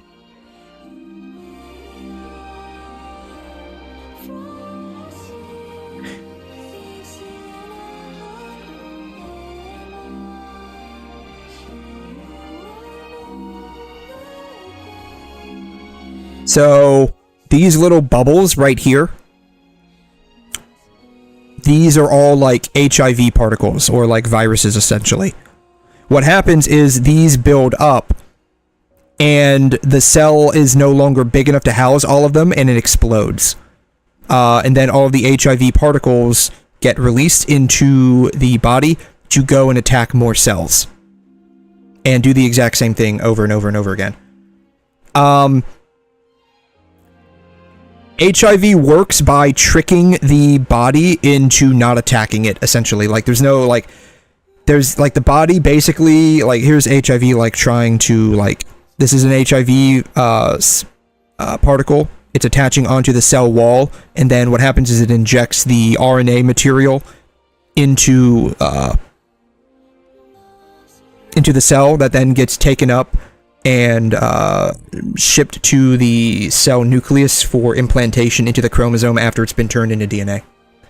The way HIV works, basically, like, the body can't really pick it up specifically, and it just completely destroys your immune system. Like, it specifically targets certain areas of your immune system, like certain immune cells, and the body just can't pick it up, and by the time, like, it can, essentially, it's too late. Because your immune system has been completely shot. So, like I said, there is some research that indicates certain, like, transfusions of immune cells can help with that. What would be great is if more research gets put into that, and they're able to bioengineer those particular cells for transfusion.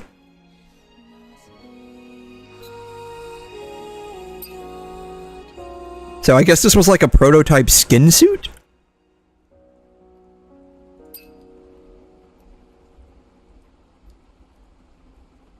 Oh, they're just designing Eve as, like, her fusion form, okay.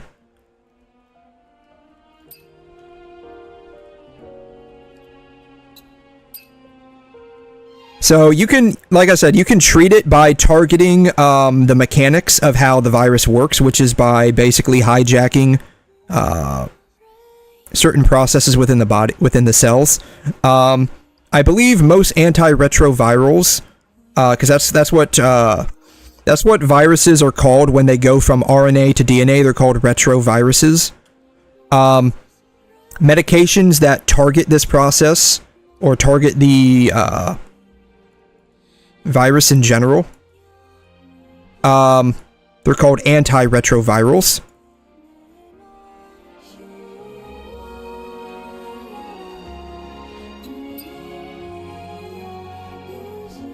Huh.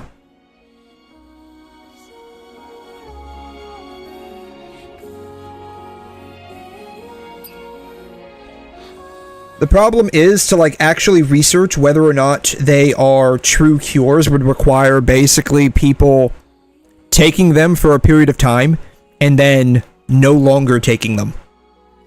Which is pretty inhumane if you think about it. Because we know that keeping you on this medication is kind of working. And you are symptom free. We can't detect the virus. The only way to actually know if you don't have the virus would be to make you stop taking the medication. And if it comes back, you're kind of oofed at that point, right? That's honestly kind of the issue. And that's the issue with a lot of, like, drug research, to actually know if it's a true blue cure or not. It would require basically taking people off it. Not all of it's like that, but a lot of it is. And so that's kind of where you end up with a lot of, like, slow-moving drug research, or just, like, health research in general. Like, it's trying to navigate that humanitarian process.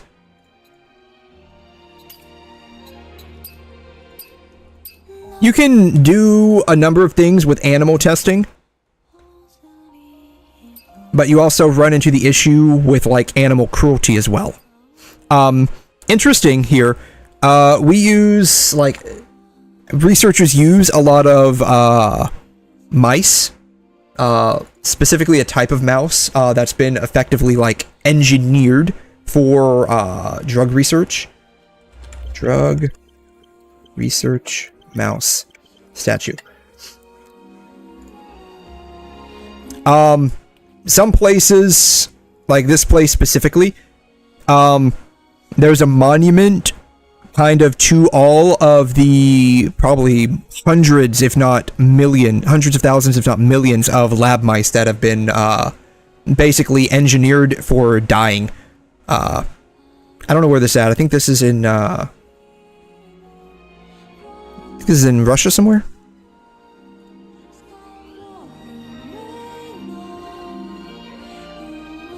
Yeah, in Russia. I've seen others as well. I've seen others as well, where, like, certain research centers will have, like, a mouse statue, and it's just more of, like, a monument saying, we acknowledge what we're doing is kind of wrong, but it's necessary.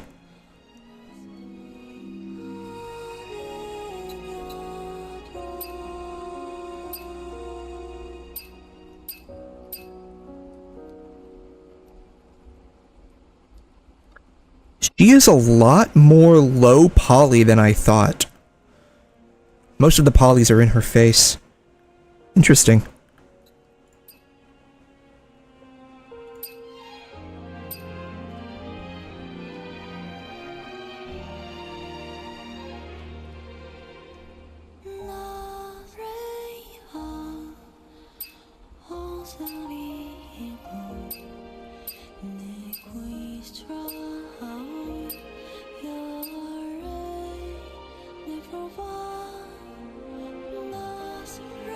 But that's kind of the theory on where HIV kind of came from. It came from some primates over in Africa. Via basically, you know, hunting and eating them.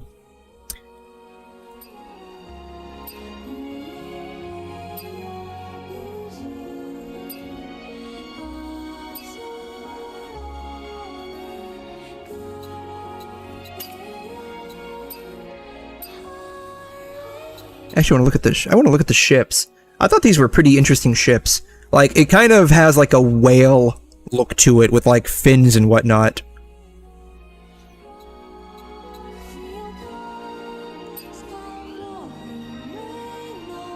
Then this looks like, you know, some kind of angel or some kind of person, something like that. Let's see, 1, 2, 3, 6 wings. What angel had 6 wings? I think it was a seraph.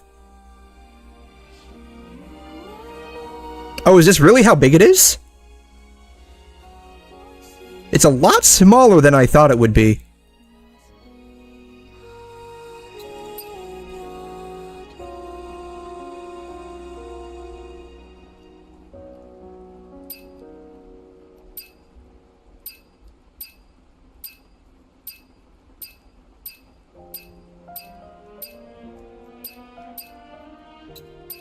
What's crazy is they made all of this, right?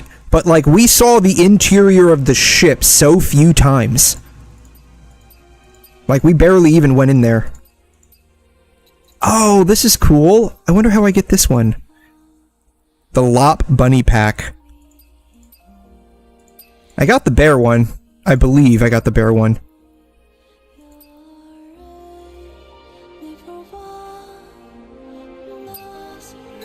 I love how they put a person in there for, like, size comparison, and the person's wearing a bikini.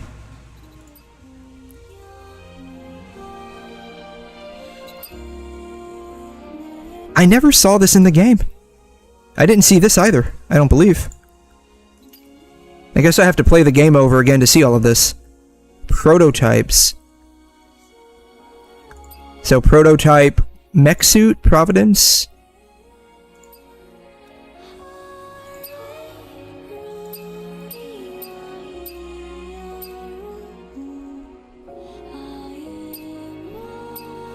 It's always interesting to kind of see what their thought process is as they're designing all of this and where they end up at the very end. I don't recall seeing Eden at any point. What was it? Oh, here's an interesting... Oh, prototype of Bitcoin. Oh, so that's what... Do we ever actually get a close-up of what these things look like in-game? I don't think we do. What's interesting is, I came across this a few days ago. See if I can find it.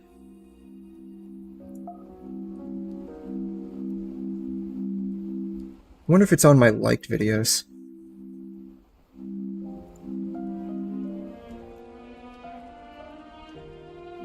Oh yeah, here it is. So this is from 6 years ago.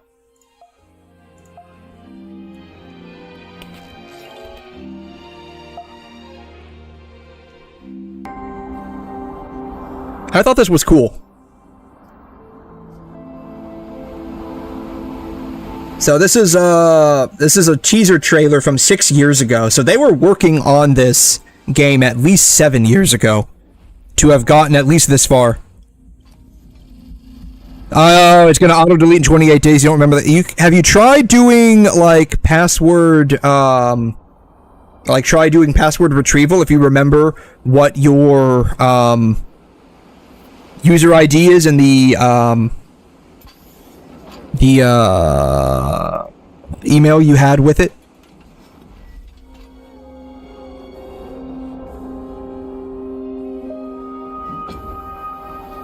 You might be able to do some kind of account retrieval. What's crazy is the amount of ass physics. Look at that. They're literally just shaking there.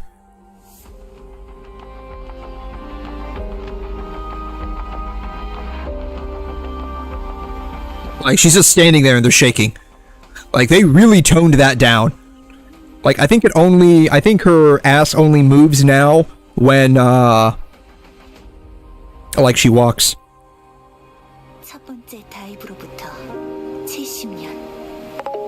Yeah, sadly. Yeah, they toned down the butt jiggle, and I didn't get a chance to see how much her boobs moved.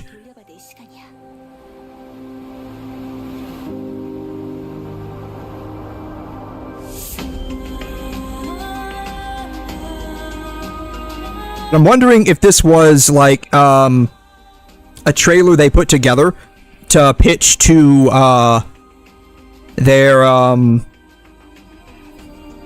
like backers. Like, hey, we're building this game, please give us money. This is what we've done so far, this is what it looks like, and this is where we're going.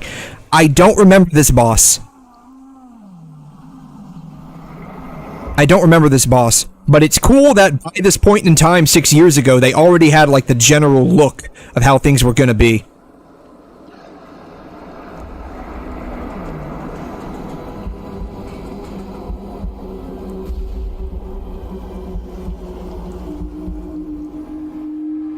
And they are from, you can tell, like, they already had a direction they were going in with the main character. Long ponytail and nothing but ass. You could already tell what direction they were going in 6 years ago.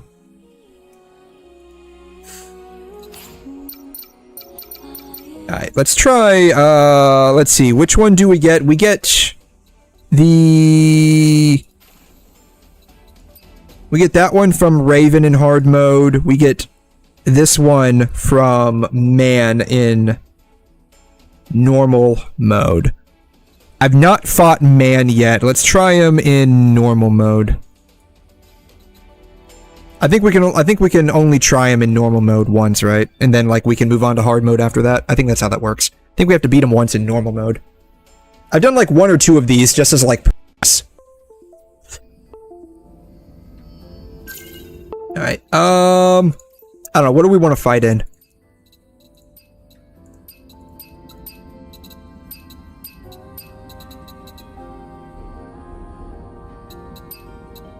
See, what's one that I haven't really worn yet?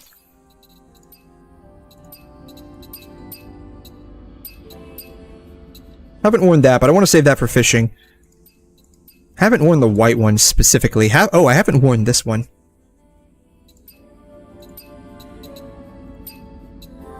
Let's wear this one, actually. Why not? Why not? I have them, might as well wear them, right?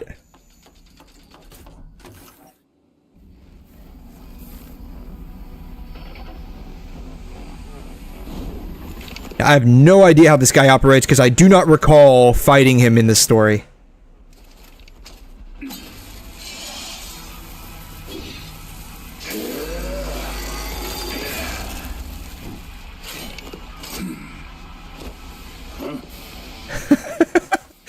God.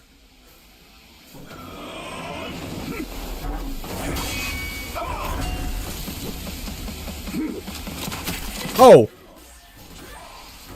Okay, so we can shoot at you.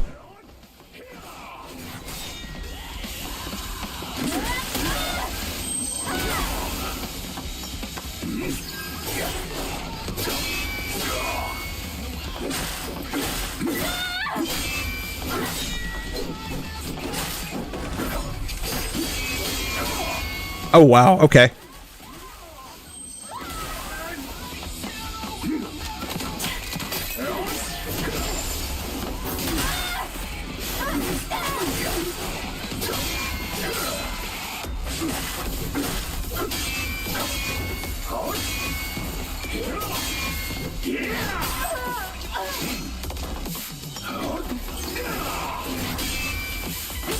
Okay, see?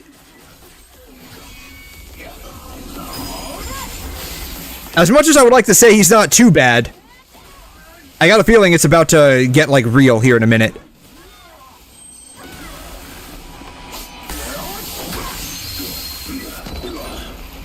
Alright, here's phase 2. Well, I managed to make it to phase 2 without dying.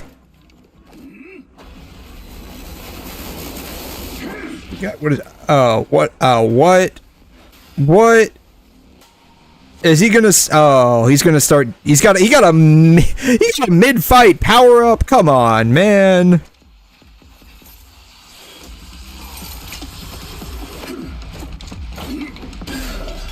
The whole thing is a weapon.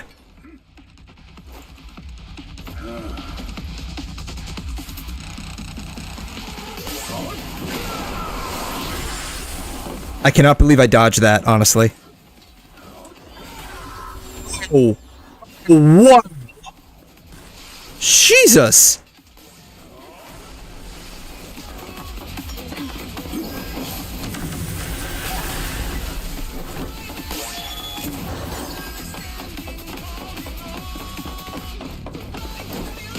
God, how many times would I have died if I had fought this guy in the game? God.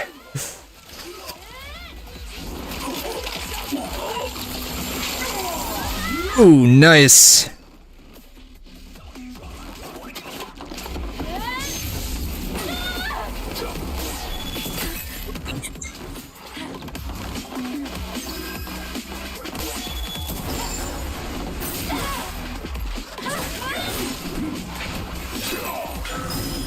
Get behind him. Come on.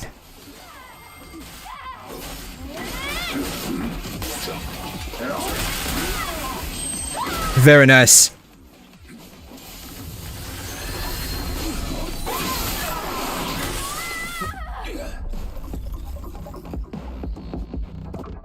Okay. That wasn't too bad, actually. He's gonna be a tough one, though. I can already tell. He's gonna be a bit of a tough one. I have to watch out for him, like, shooting at me. That's gonna be the hardest one right there. Just watching out for him shooting at me.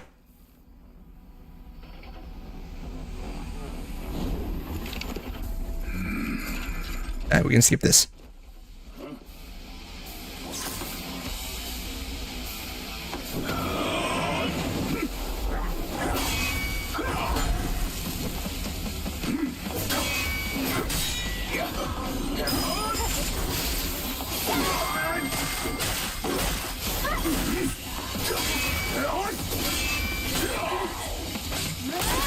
Bam.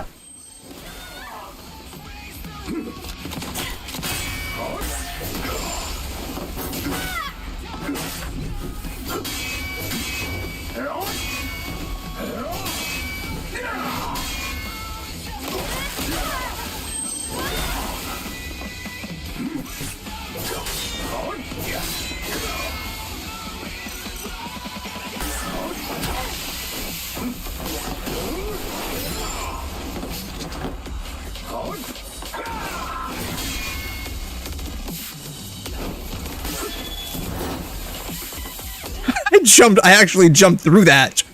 God, I can't believe that happened.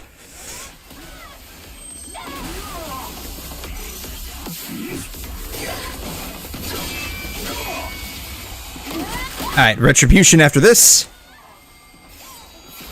Nice.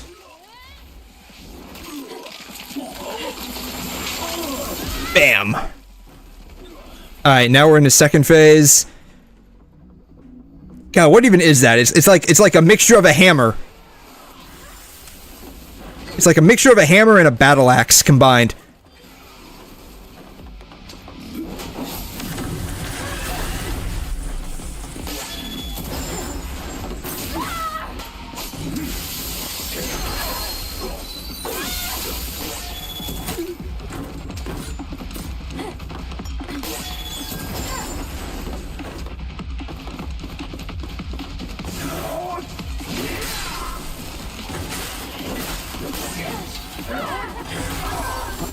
Shoot.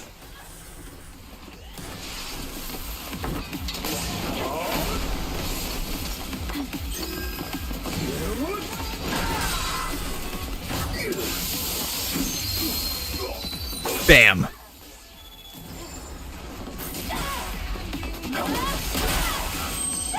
Bam. Alright, beta trance. Nice.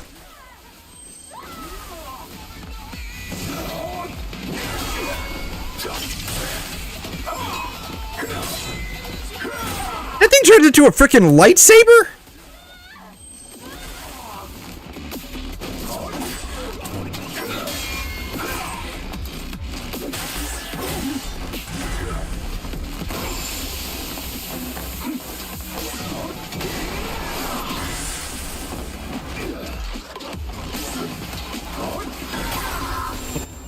Darn it, we're dead.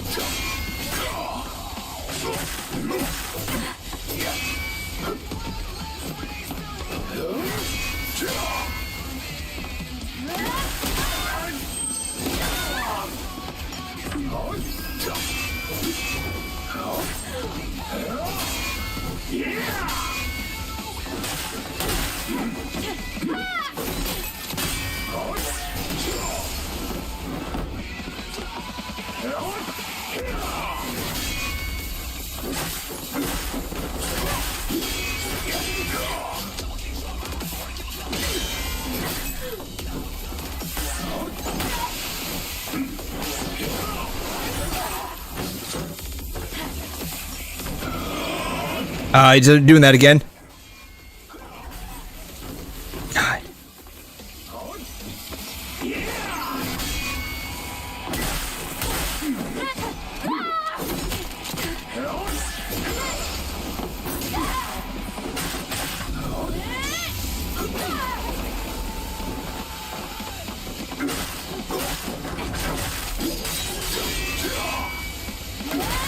Alright, this will be retribution. Bam.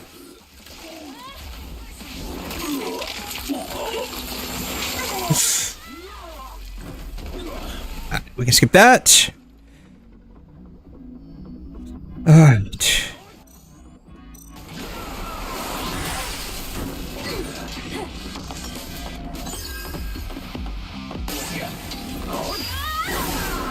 Good thing I can interrupt that.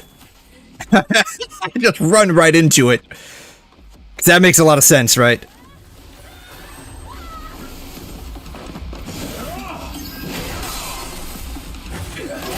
Bam. Bam.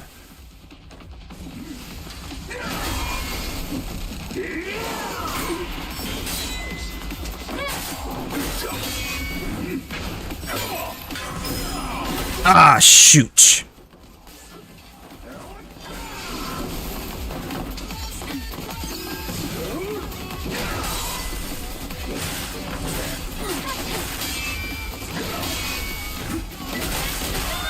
Bam. Bam. I got a feeling he's got a third phase, too. I'm curious what he's going to do at that point. Just keep using the same one over and over again.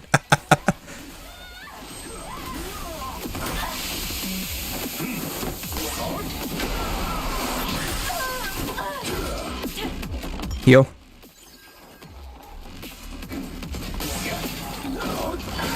Ah, shoot. We're dead. No, we're not dead. I can't believe it. Okay. 3? Oh. Ah, wow.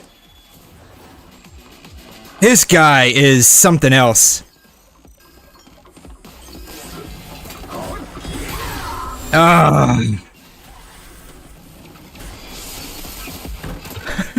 My continuous healing actually saved my ass on that one.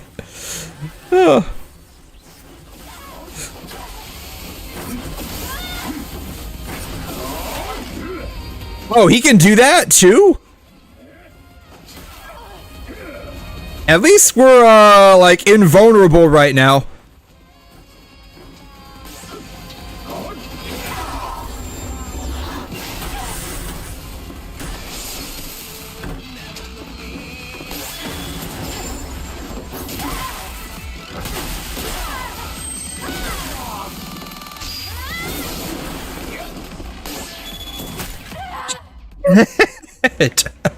I actually got pretty far on that one.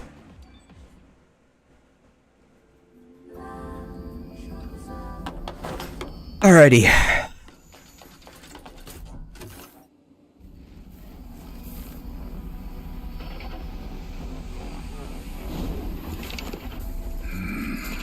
Alright, let's skip that.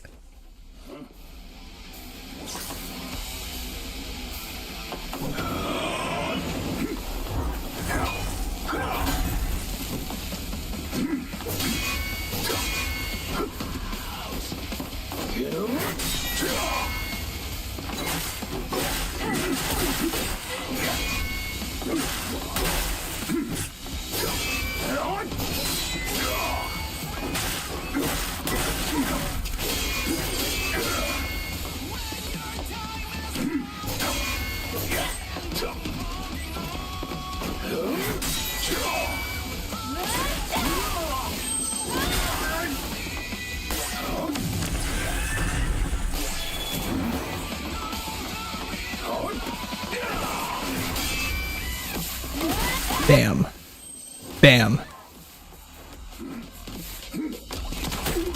Ah.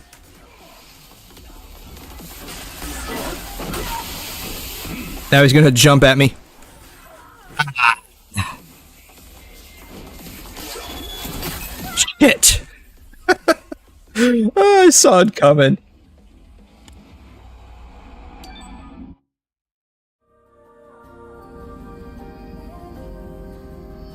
Oh man, yeah. I got a feeling I probably would have died to this guy quite a bit in this story.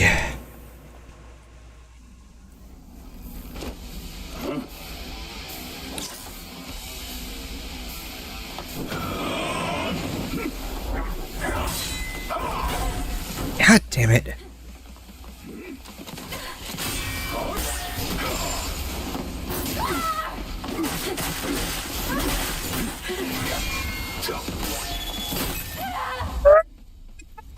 I didn't jump in time. I did not press dodge in time.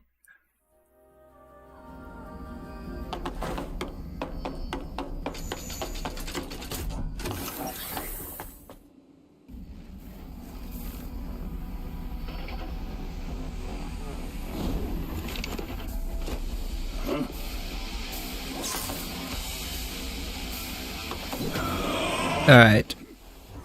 Bam. Bam.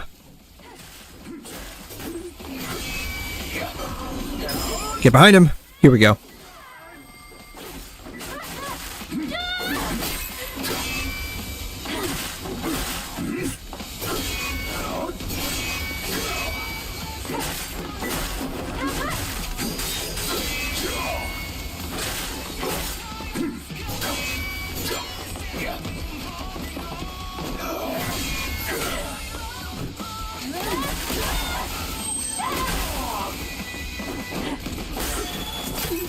Yeah, just run into it. Just run into it. That's a very smart idea.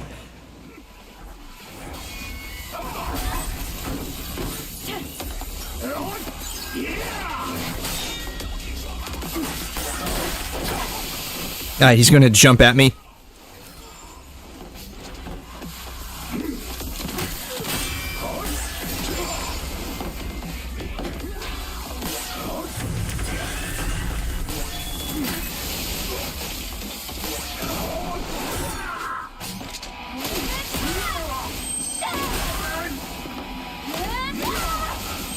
Bam.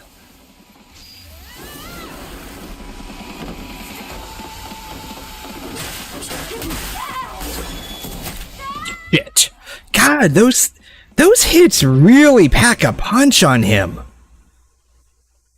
Like when he does the, I don't know, what is he doing? He's doing some kind of like short range shotgun slug. That's what it feels like. Those really pack a punch.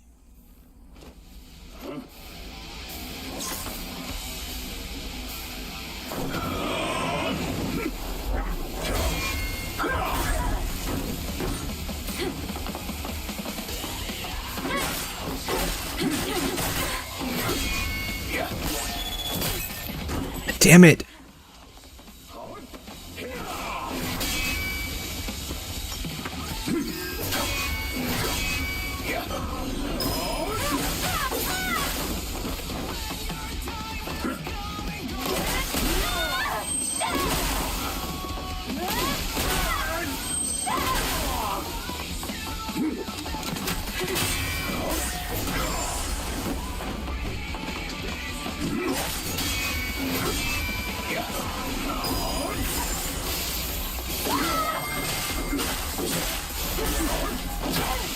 He's gonna jump at me.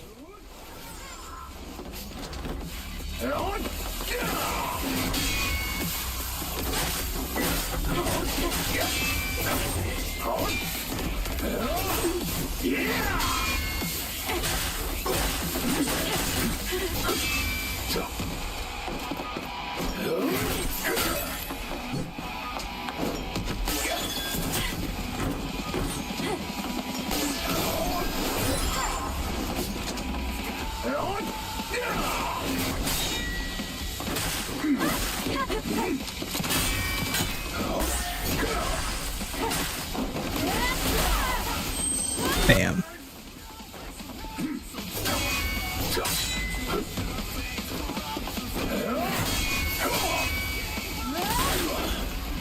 Alright, we got to the second phase now. Alright.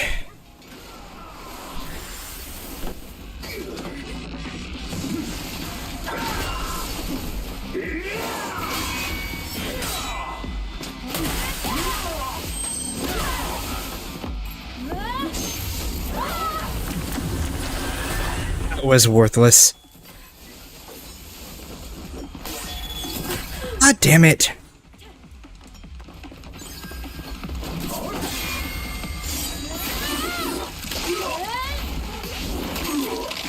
Bam.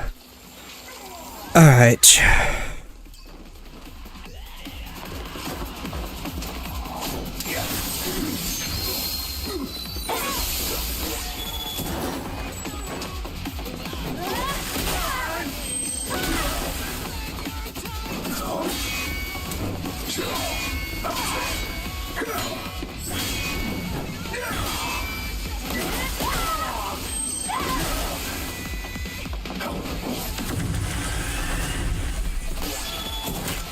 Oh, come on.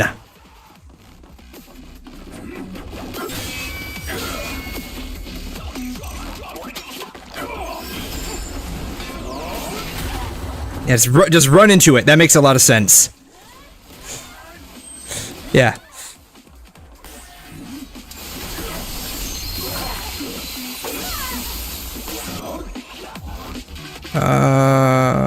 Yeah. Shit! I thought that one was going okay, too.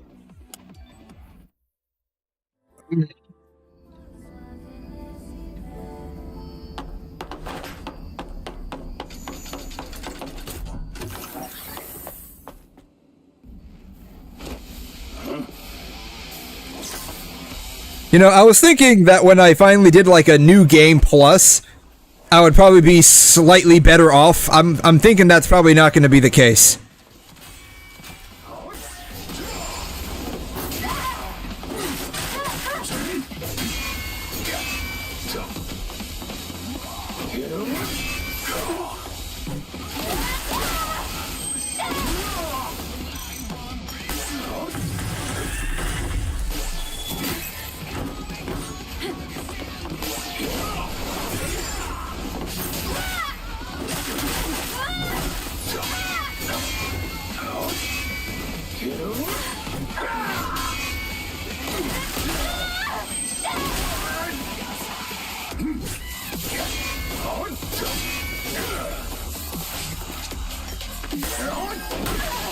Yeah, he's gonna jump at me.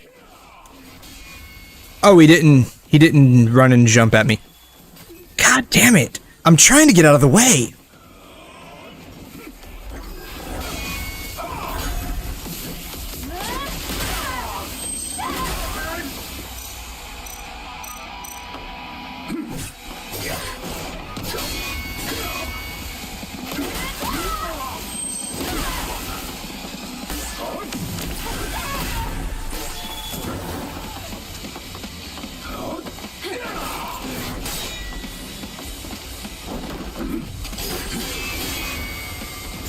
Alright, Retribution, but I don't think this is going to do a whole lot to his HP. Yeah, it didn't do anything to his HP. God.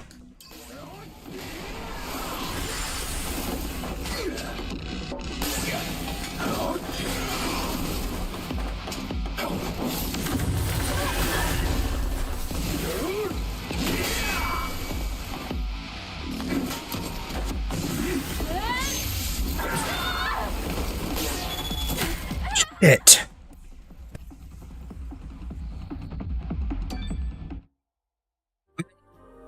I got a feeling he's going to be a very long fight as well.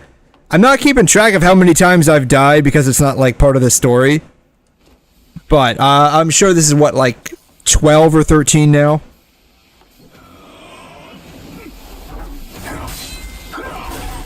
God damn it.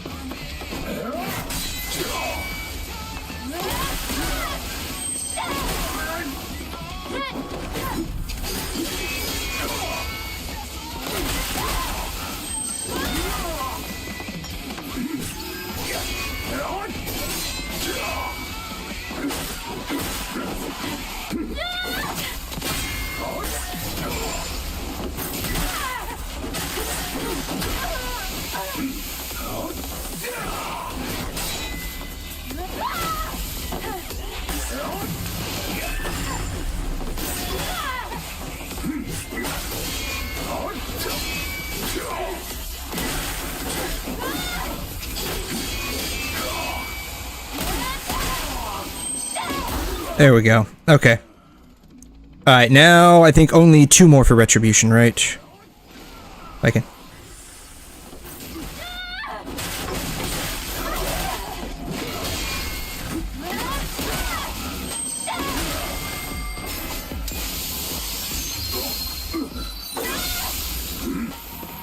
Ah, I missed it.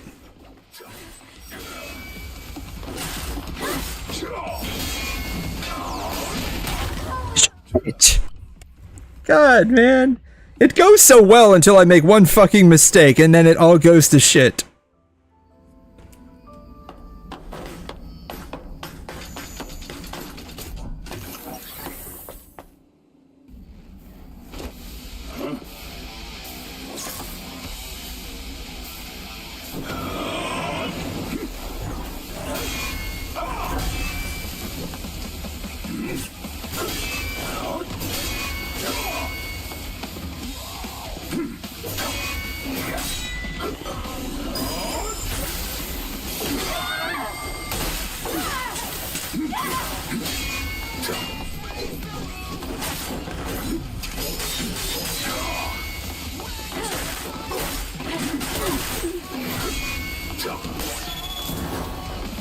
can't believe I dodged that.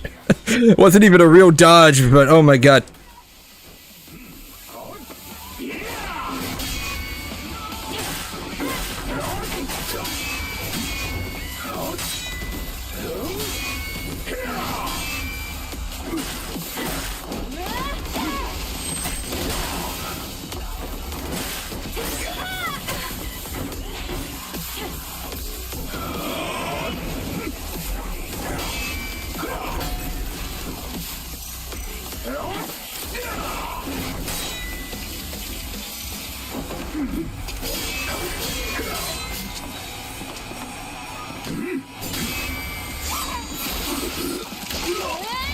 I'm curious if taking a very conservative approach to fighting this guy might be the key.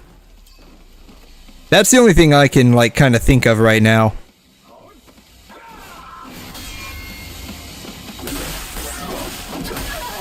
Except when he does that.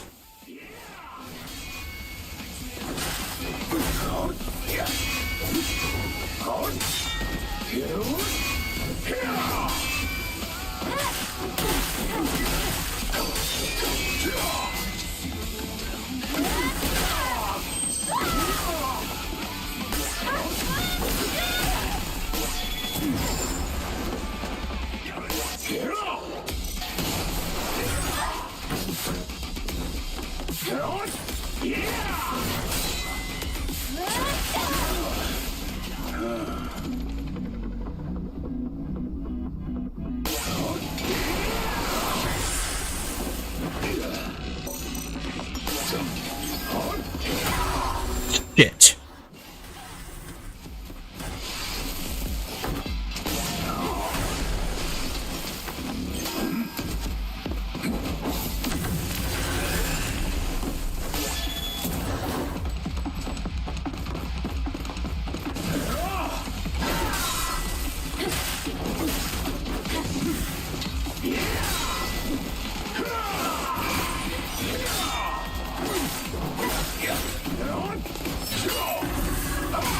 Shit. Pressed the wrong combo.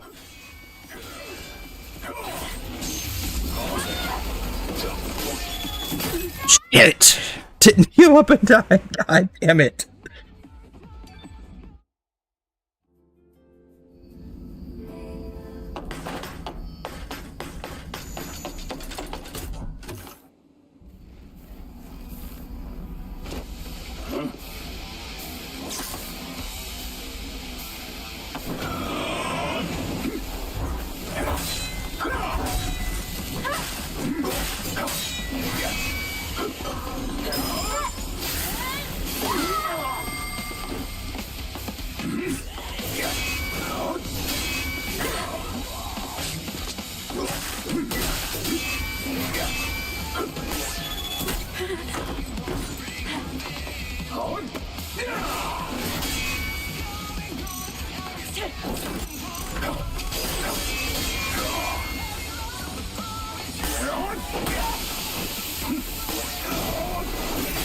God damn it. Shit. I'm trying to fucking dodge.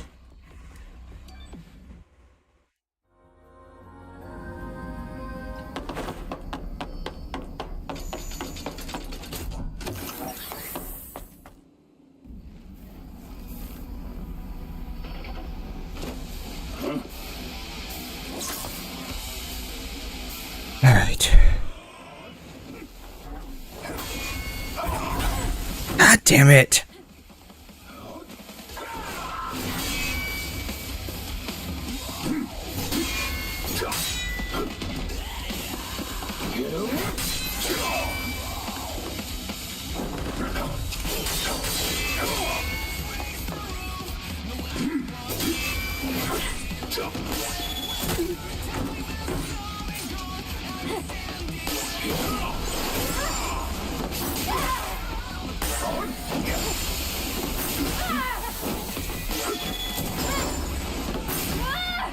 Too far away.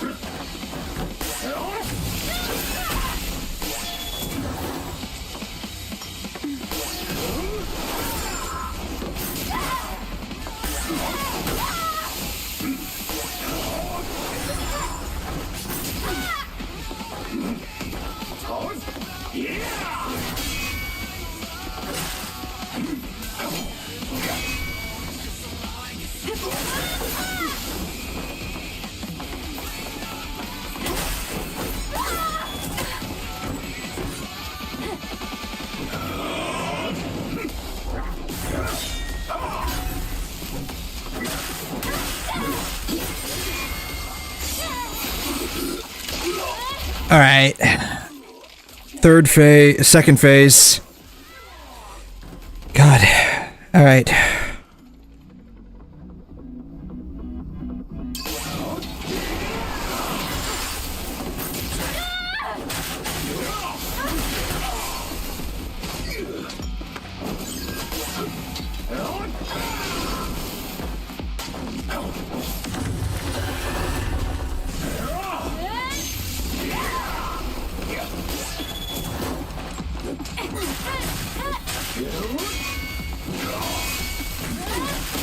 Bam.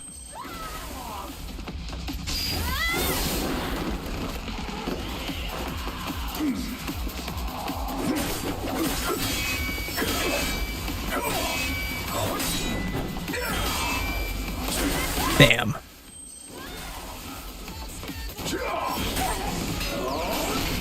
Ah, shit. Heal, heal. Hey, how you doing? Shit, we're effed. God damn it. Thanks for stopping by. I am getting my ass handed to me by this boss challenge here. How are you doing today, though? I am doing about as good as I can be doing after having died so many times to this guy. I don't know which one we're on anymore. Shit.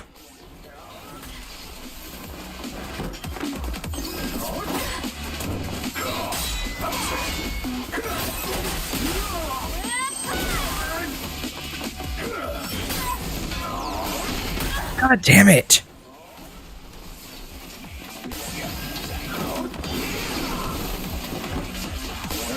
Running out of fucking shit to use.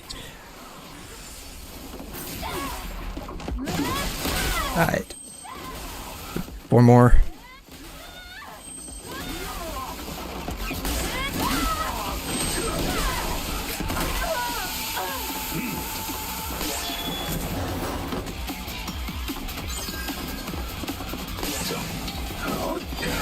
Ah, shit. That was yellow, not blue.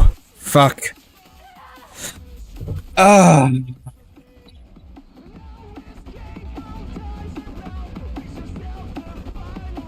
Yeah, this is just the boss mode, so I have no idea how many we're on. I'm not even keeping track of these specifically.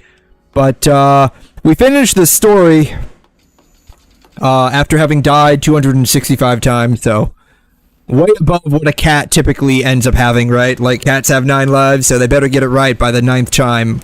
Or, like, they're kind of oofed. God, I always mistime the second one.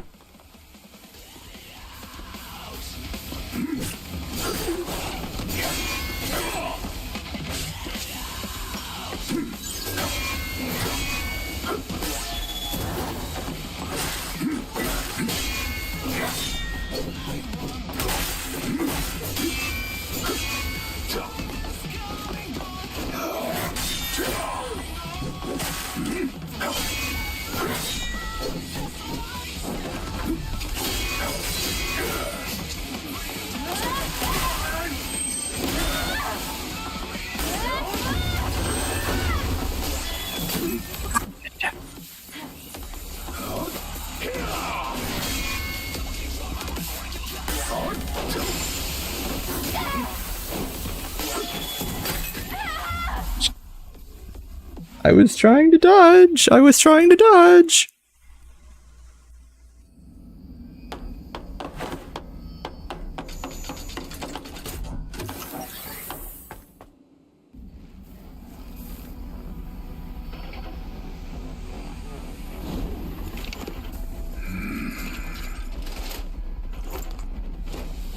I'm curious how new game works in this one.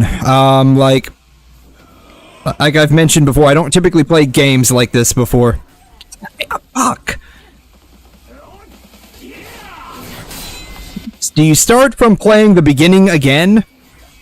It's just that you have all of your skills and, like, stuff from the prior iteration of the game? Is that how that works?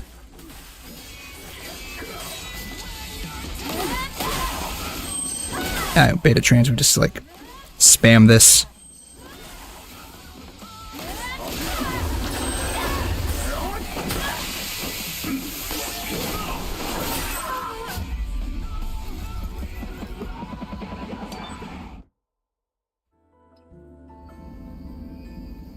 Because the only game that I played that's, like, similar to this was 𝘵 Automata, and like I mentioned, like, you could just go back into certain points in time and, basically, like, play at that point.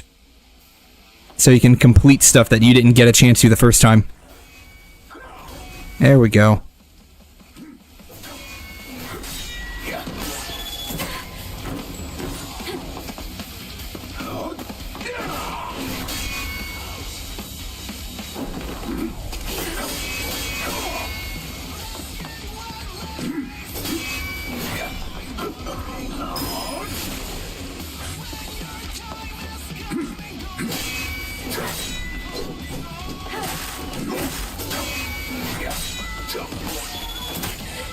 Ah, shit.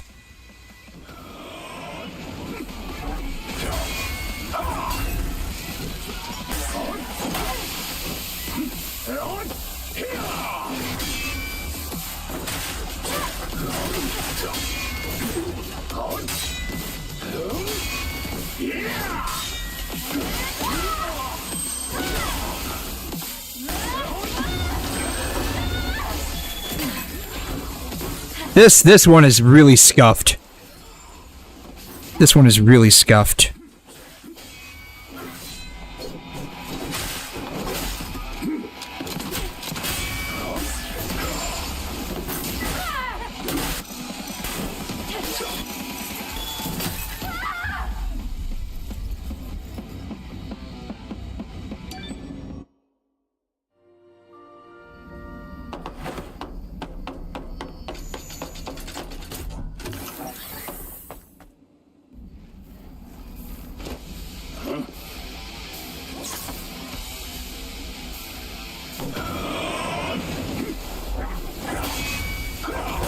God damn it.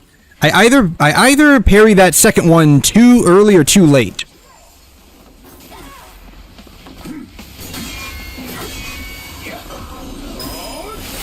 Shit. Wrong combo.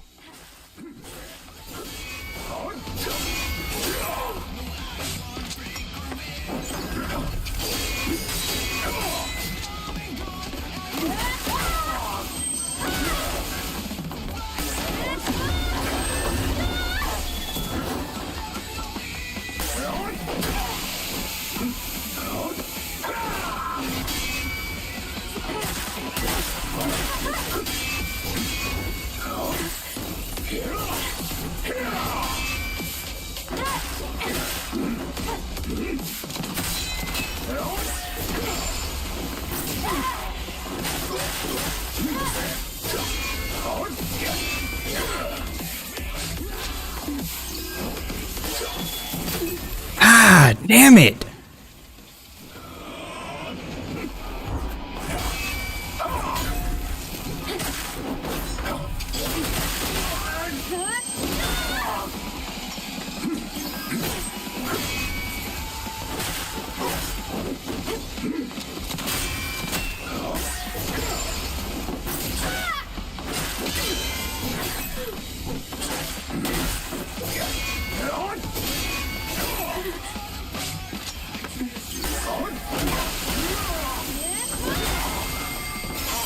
This isn't even gonna do anything because we're like right next to where his second phase is at. Yeah, what do we lop off? 1 health point? I think that's what we did. We literally lopped off 1 HP for that. God damn it.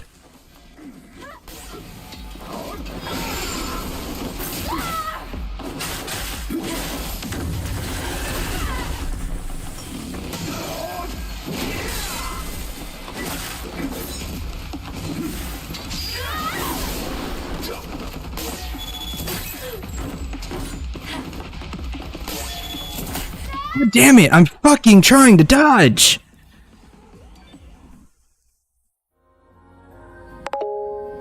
I have no idea what that says. I have no idea what that says.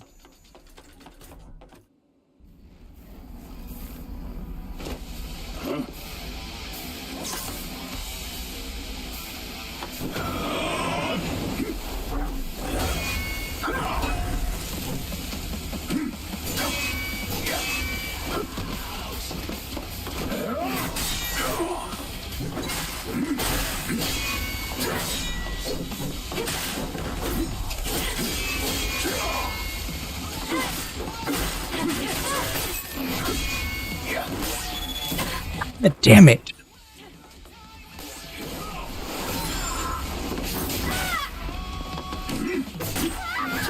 Fuck, he got me while I was trying to heal. Jesus.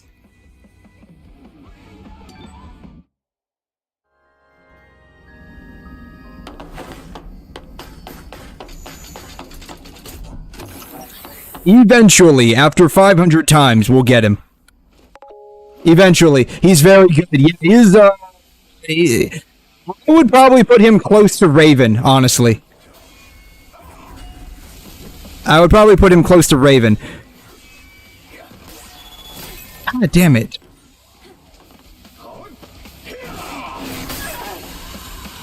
This one's already gone. This one's already scuffed. I already know it.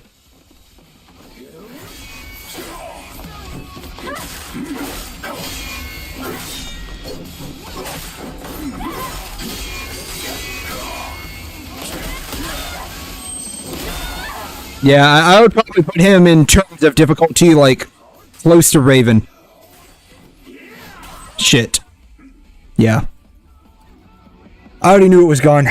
But yeah, that's... I would say the hardest fights that I've had were probably...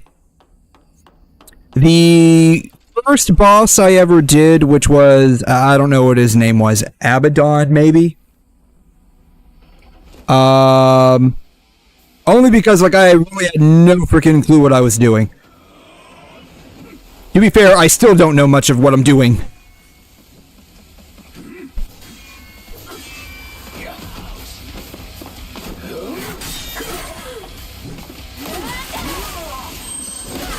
Then... shit.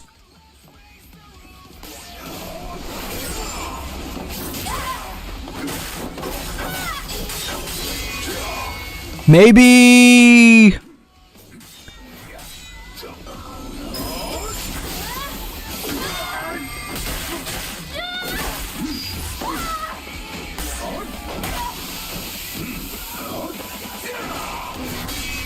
probably the first, like, 𝘬𝘰𝘵𝘦𝘥 we fought.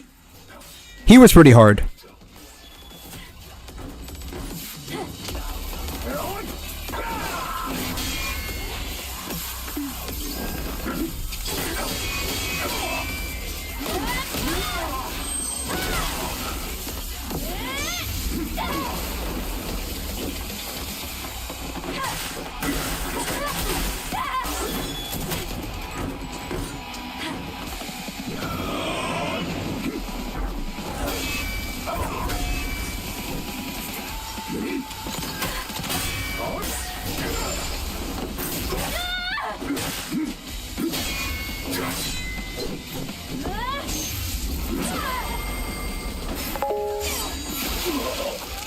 Your Starveil account is cooked. You're not receiving the verification. Also, I don't have the account linked. I tried to reset it, but it didn't work. What should I do? Ooh.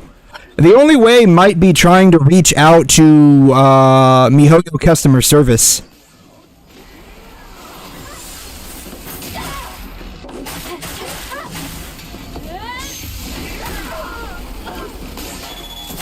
God damn it. I'm trying to dodge.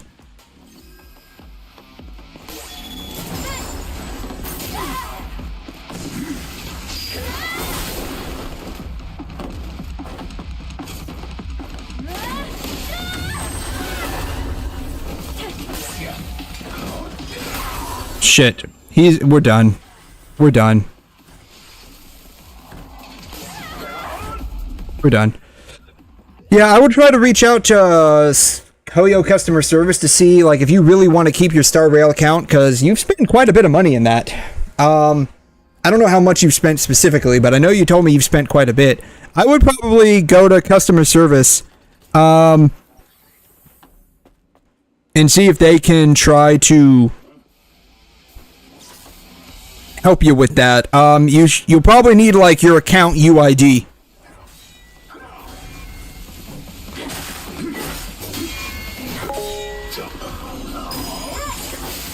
1.1. Oh, wow.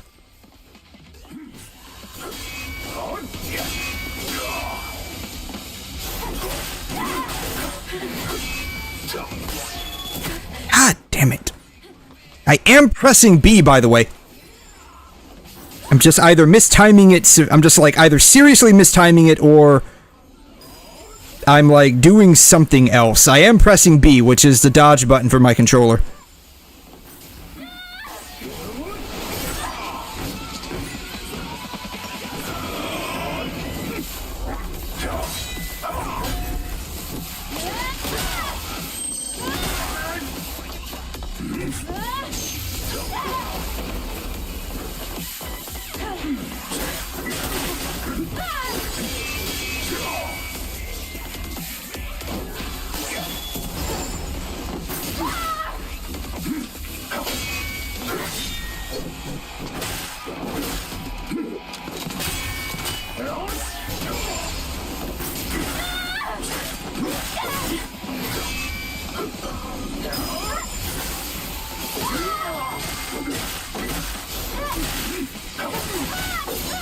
There we go, okay.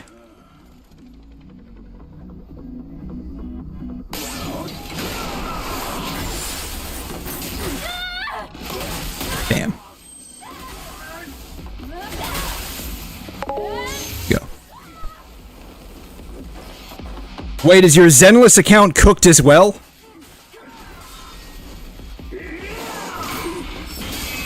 Is your Zenless account cooked as well? Ooh, man. That's a lot of money to just, like, effectively lose. Come on, Eve. Shit. That was wasted. That was wasted. Here we go. God damn it. Both of them should... Yeah, so I would just get in contact with customer service.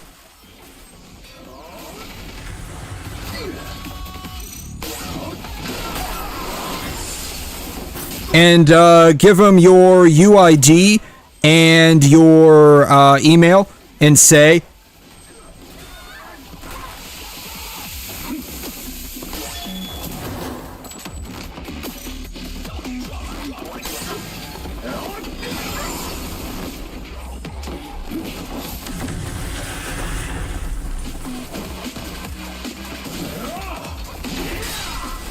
and see if you're able to have them, like, basically force reset your password.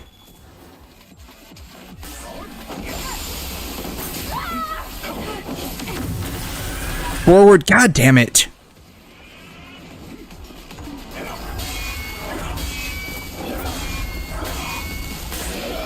Nope.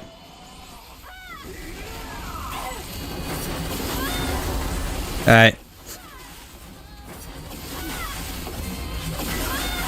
We're just gonna keep doing this till he reaches his third phase, which should hopefully be soon. If he's got one, that is. This is eating up his HP, which is what I want.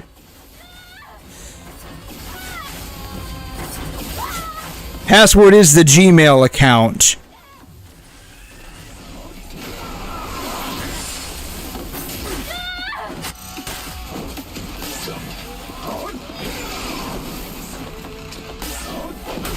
Oh, missed that one.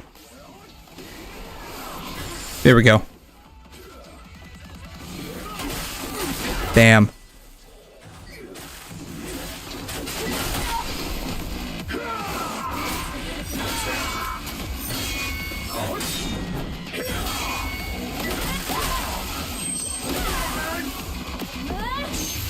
Go. God damn it. I'm not dying. Not when I'm this close. God fucking damn it. We're chopping up.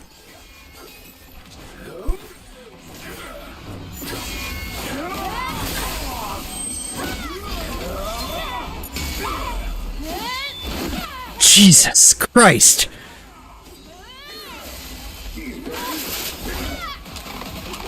How many tricks does this guy have up his freaking sleeve, man? Oh my god.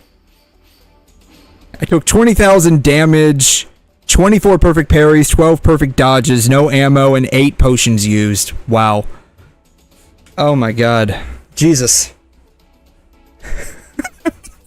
And I still felt that was a close one. God, man.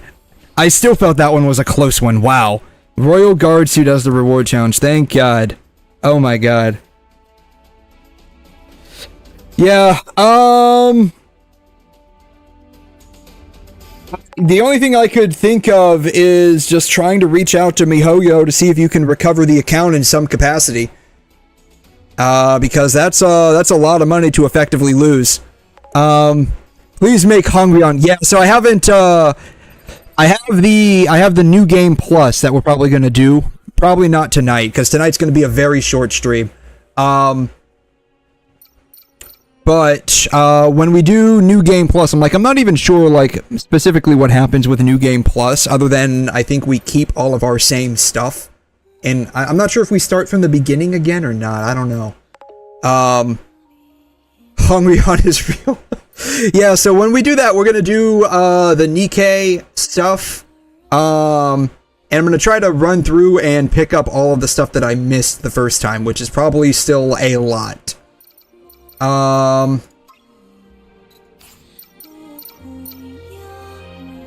we'll end up doing all of that. It won't be tonight, I'm afraid, because tonight was only going to be a couple of hours. It was going to be a very, very short stream. But we got through the end of the story, and we got a new outfit that what happens if I press continue? I'm curious what happens if I press continue. Do we just start from here, I guess?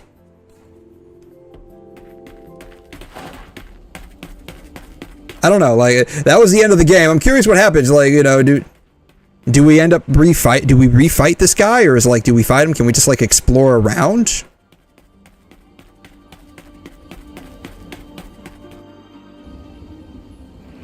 I guess we just refight this guy, okay.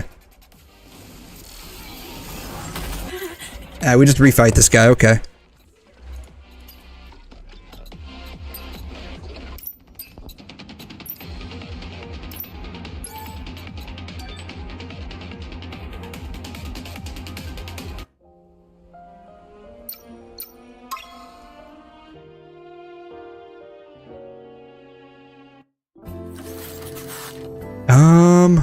Let's see here. Where do we go? We go to...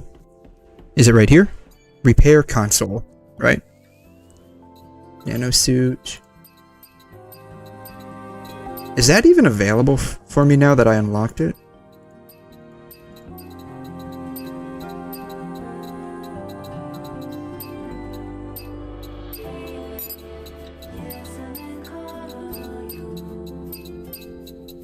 Here it is. It is available. Am I not actually able to... Oh, because we have to go in through settings. That's right, we have to go in through settings. That honestly confuses me a little bit. You have to do all the quests from 𝘠𝘰𝘳𝘳 to get 𝘠𝘰𝘳𝘳, okay. Yeah, I'm not sure, on the specifics, because we just haven't got there yet. What is that some kind of glowing thing she wears in the back? I'm curious what happens if we go out. That's what I'm curious. I'm curious what happens. We finished the game. What happens if I go out? Can I even leave?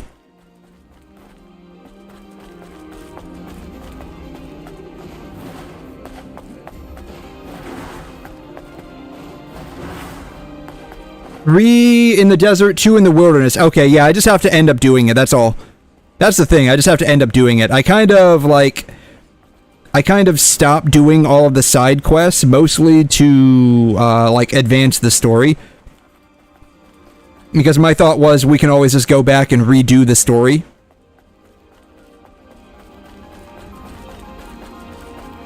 But I'm curious if I can leave this, if I can leave here. I don't know. I'm always interested to see, like, how open the openness of the world is. Would it be this way? Be this way.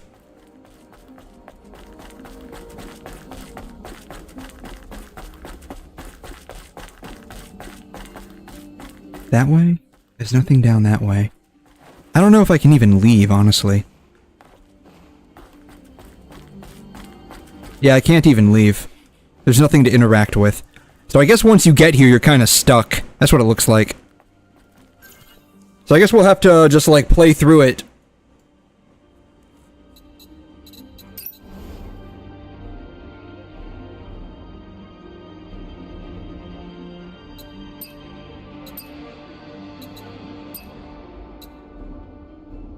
I guess it did make her boobs a bit bigger.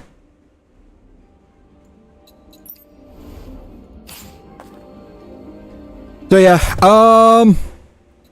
that's honestly kind of all I was planning on doing. There's nothing to save, honestly. That's honestly all I was planning on doing, was just basically finishing up the story. Tonight was going to be a very short stream, sadly.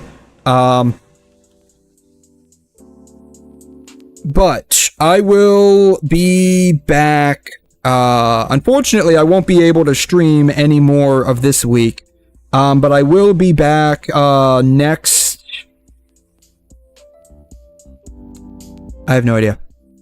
I will be back at some point. Let me see here. I think I will be back either...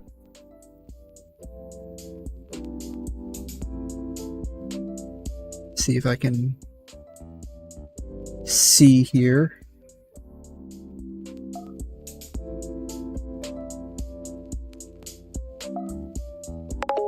The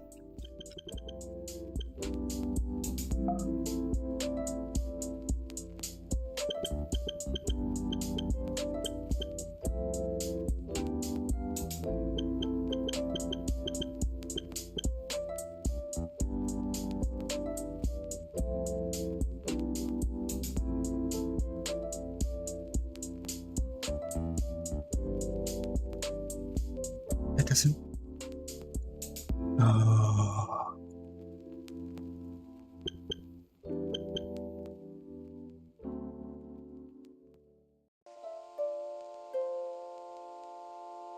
What? How long is the PGR collab? The PGR collab will probably be just one patch long. So they're getting a DMC PGR collab. It's probably going to be one patch long. When we had the Nier Automata and Black Rock Shooter collaboration, it was just one patch long. So I have a feeling it's going to be about the same.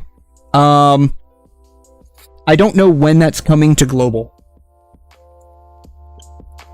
I don't know when that would be coming to global, honestly.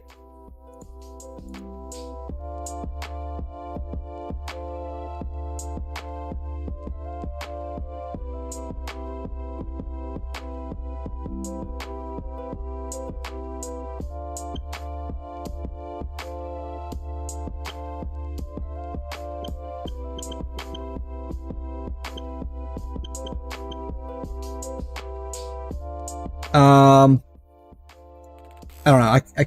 I can't see when I come back for whatever reason. But I believe I may or may not be streaming this Saturday. Or which would be like 1 a.m. Sunday morning. I don't know. That is to be unfortunately decided. If not, it'll be just my normal schedule, which would be Wednesday a.m. 1 a.m. Wednesday morning 1 a.m. But yeah, the PGR DMC collab. Typically, the collabs are going to last like a month. That's typically how long they last. These 3 characters are coming out next patch on global 1, 2, 3, which is going to be now. Like, it's like I got a feeling like maintenance is now finished. So they're coming out this patch.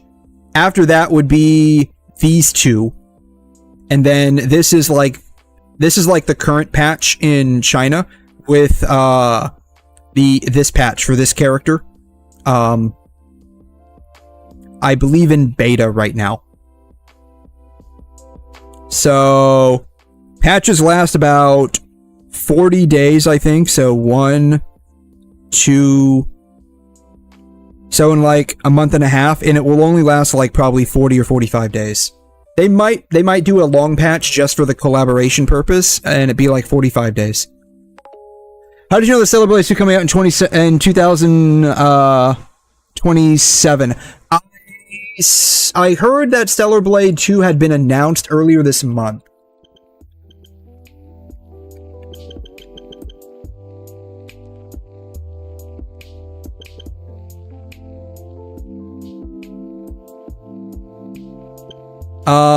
Who knows when it comes out, though. I believe it comes out in 2027.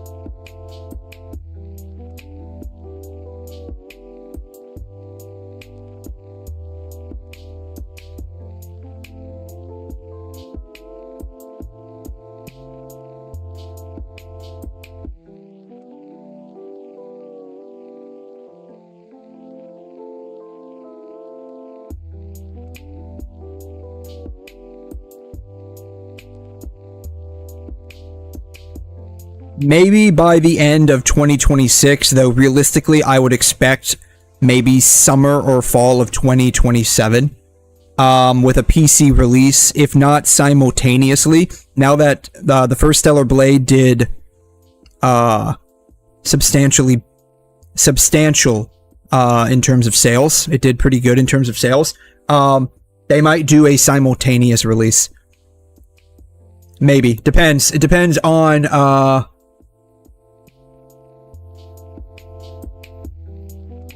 like what kind of contracts they have for like rights and stuff. Like it might be that like the rights to Stellar Blade with PlayStation might just be like if you do any sequels, it has to be a PS exclusive first for like a year. That could be it too. Which could be why it was a PS exclusive for 1 year, roughly. Like maybe to get financial backing for the game, they had to make it PS exclusive for 1 year. But that's what it looks like. It'll be probably sometime, best case scenario, fourth quarter near the end of 2026. More than likely, probably around the same time Stellar Blade was released in 2024. So probably what, like summerish? That's probably when it would be realistically released. Who knows? Who knows though? Like, I mean, it looked like Stellar Blade was in development for at least like 6 to 7 years. If they were co-developing Stellar Blade 2 in that period of time, who knows how far along in progress it currently is. They could have been co-developing a sequel. Which from like a story perspective might make a lot of sense. That way there's like a seamless transition between like the first and the second game if they're like co-developing them. It could just be that they sat down and planned out both games. It could even be a series of games. It could even be a trilogy. Who knows? That would be like the best case scenario where they actually sat down and planned out all the games in the series and just started developing them simultaneously, just like a little offset by like a couple of years. That would be like the best case scenario. But yeah, it'll be probably, if I had to guess, realistically, sometime in 2027. That would be my best guess. Which is fine. It's completely fine. Like, it's a good game. They need to take time to polish it. if they're making a sequel, because sequels have a lot to live up to. And hopefully, if they are in fact coming out with Stellar Blade 2, they do in fact it does in fact live up to like the initial installment. But I think that's going to basically be it for this evening. This was basically my goal to basically finish up at least the first run through of Stellar Blade. We'll do like a new game plus. I don't know if I'll play it as religiously. Maybe for a couple of more days when I get back. We'll play it a little bit more. Mostly just to flesh out like the 𝘵𝘮 DLC, which was like another major thing. And maybe, I mean, maybe not so much the Nier DLC, because that's just collecting soda cans. Maybe that'll be what we do. We just do the 𝘵𝘮 DLC and collect all the missing soda cans. And then I'll probably just play it sporadically off stream after that. But it's a really good game. This is a really good game. I really, really enjoy it. So, I know it's a very short stream. That was my initial intention, was to just kind of like be a short one. And we'll be back at it. You may see me Saturday night, Sunday morning, 1 a.m. US Eastern Standard Time, whatever that ends up being, in everyone's neck of the woods. Maybe not. I don't know yet. There's a couple of things that have to get done, and so we will see how things progress. But one way or another, I will be back next week at my normally scheduled time, which would be Wednesday evening / Thursday morning, 1 a.m. And we'll probably be doing some more Stellar Blade, just like we're doing now, to kind of like flesh out the 𝘵𝘮 DLC and maybe do some can collecting. And that'll be it. You guys have a wonderful rest of your day. It's always amazing to have y'all here. Appreciate every single one of you. And we will see you all next time. Have a good rest of your week. Adios.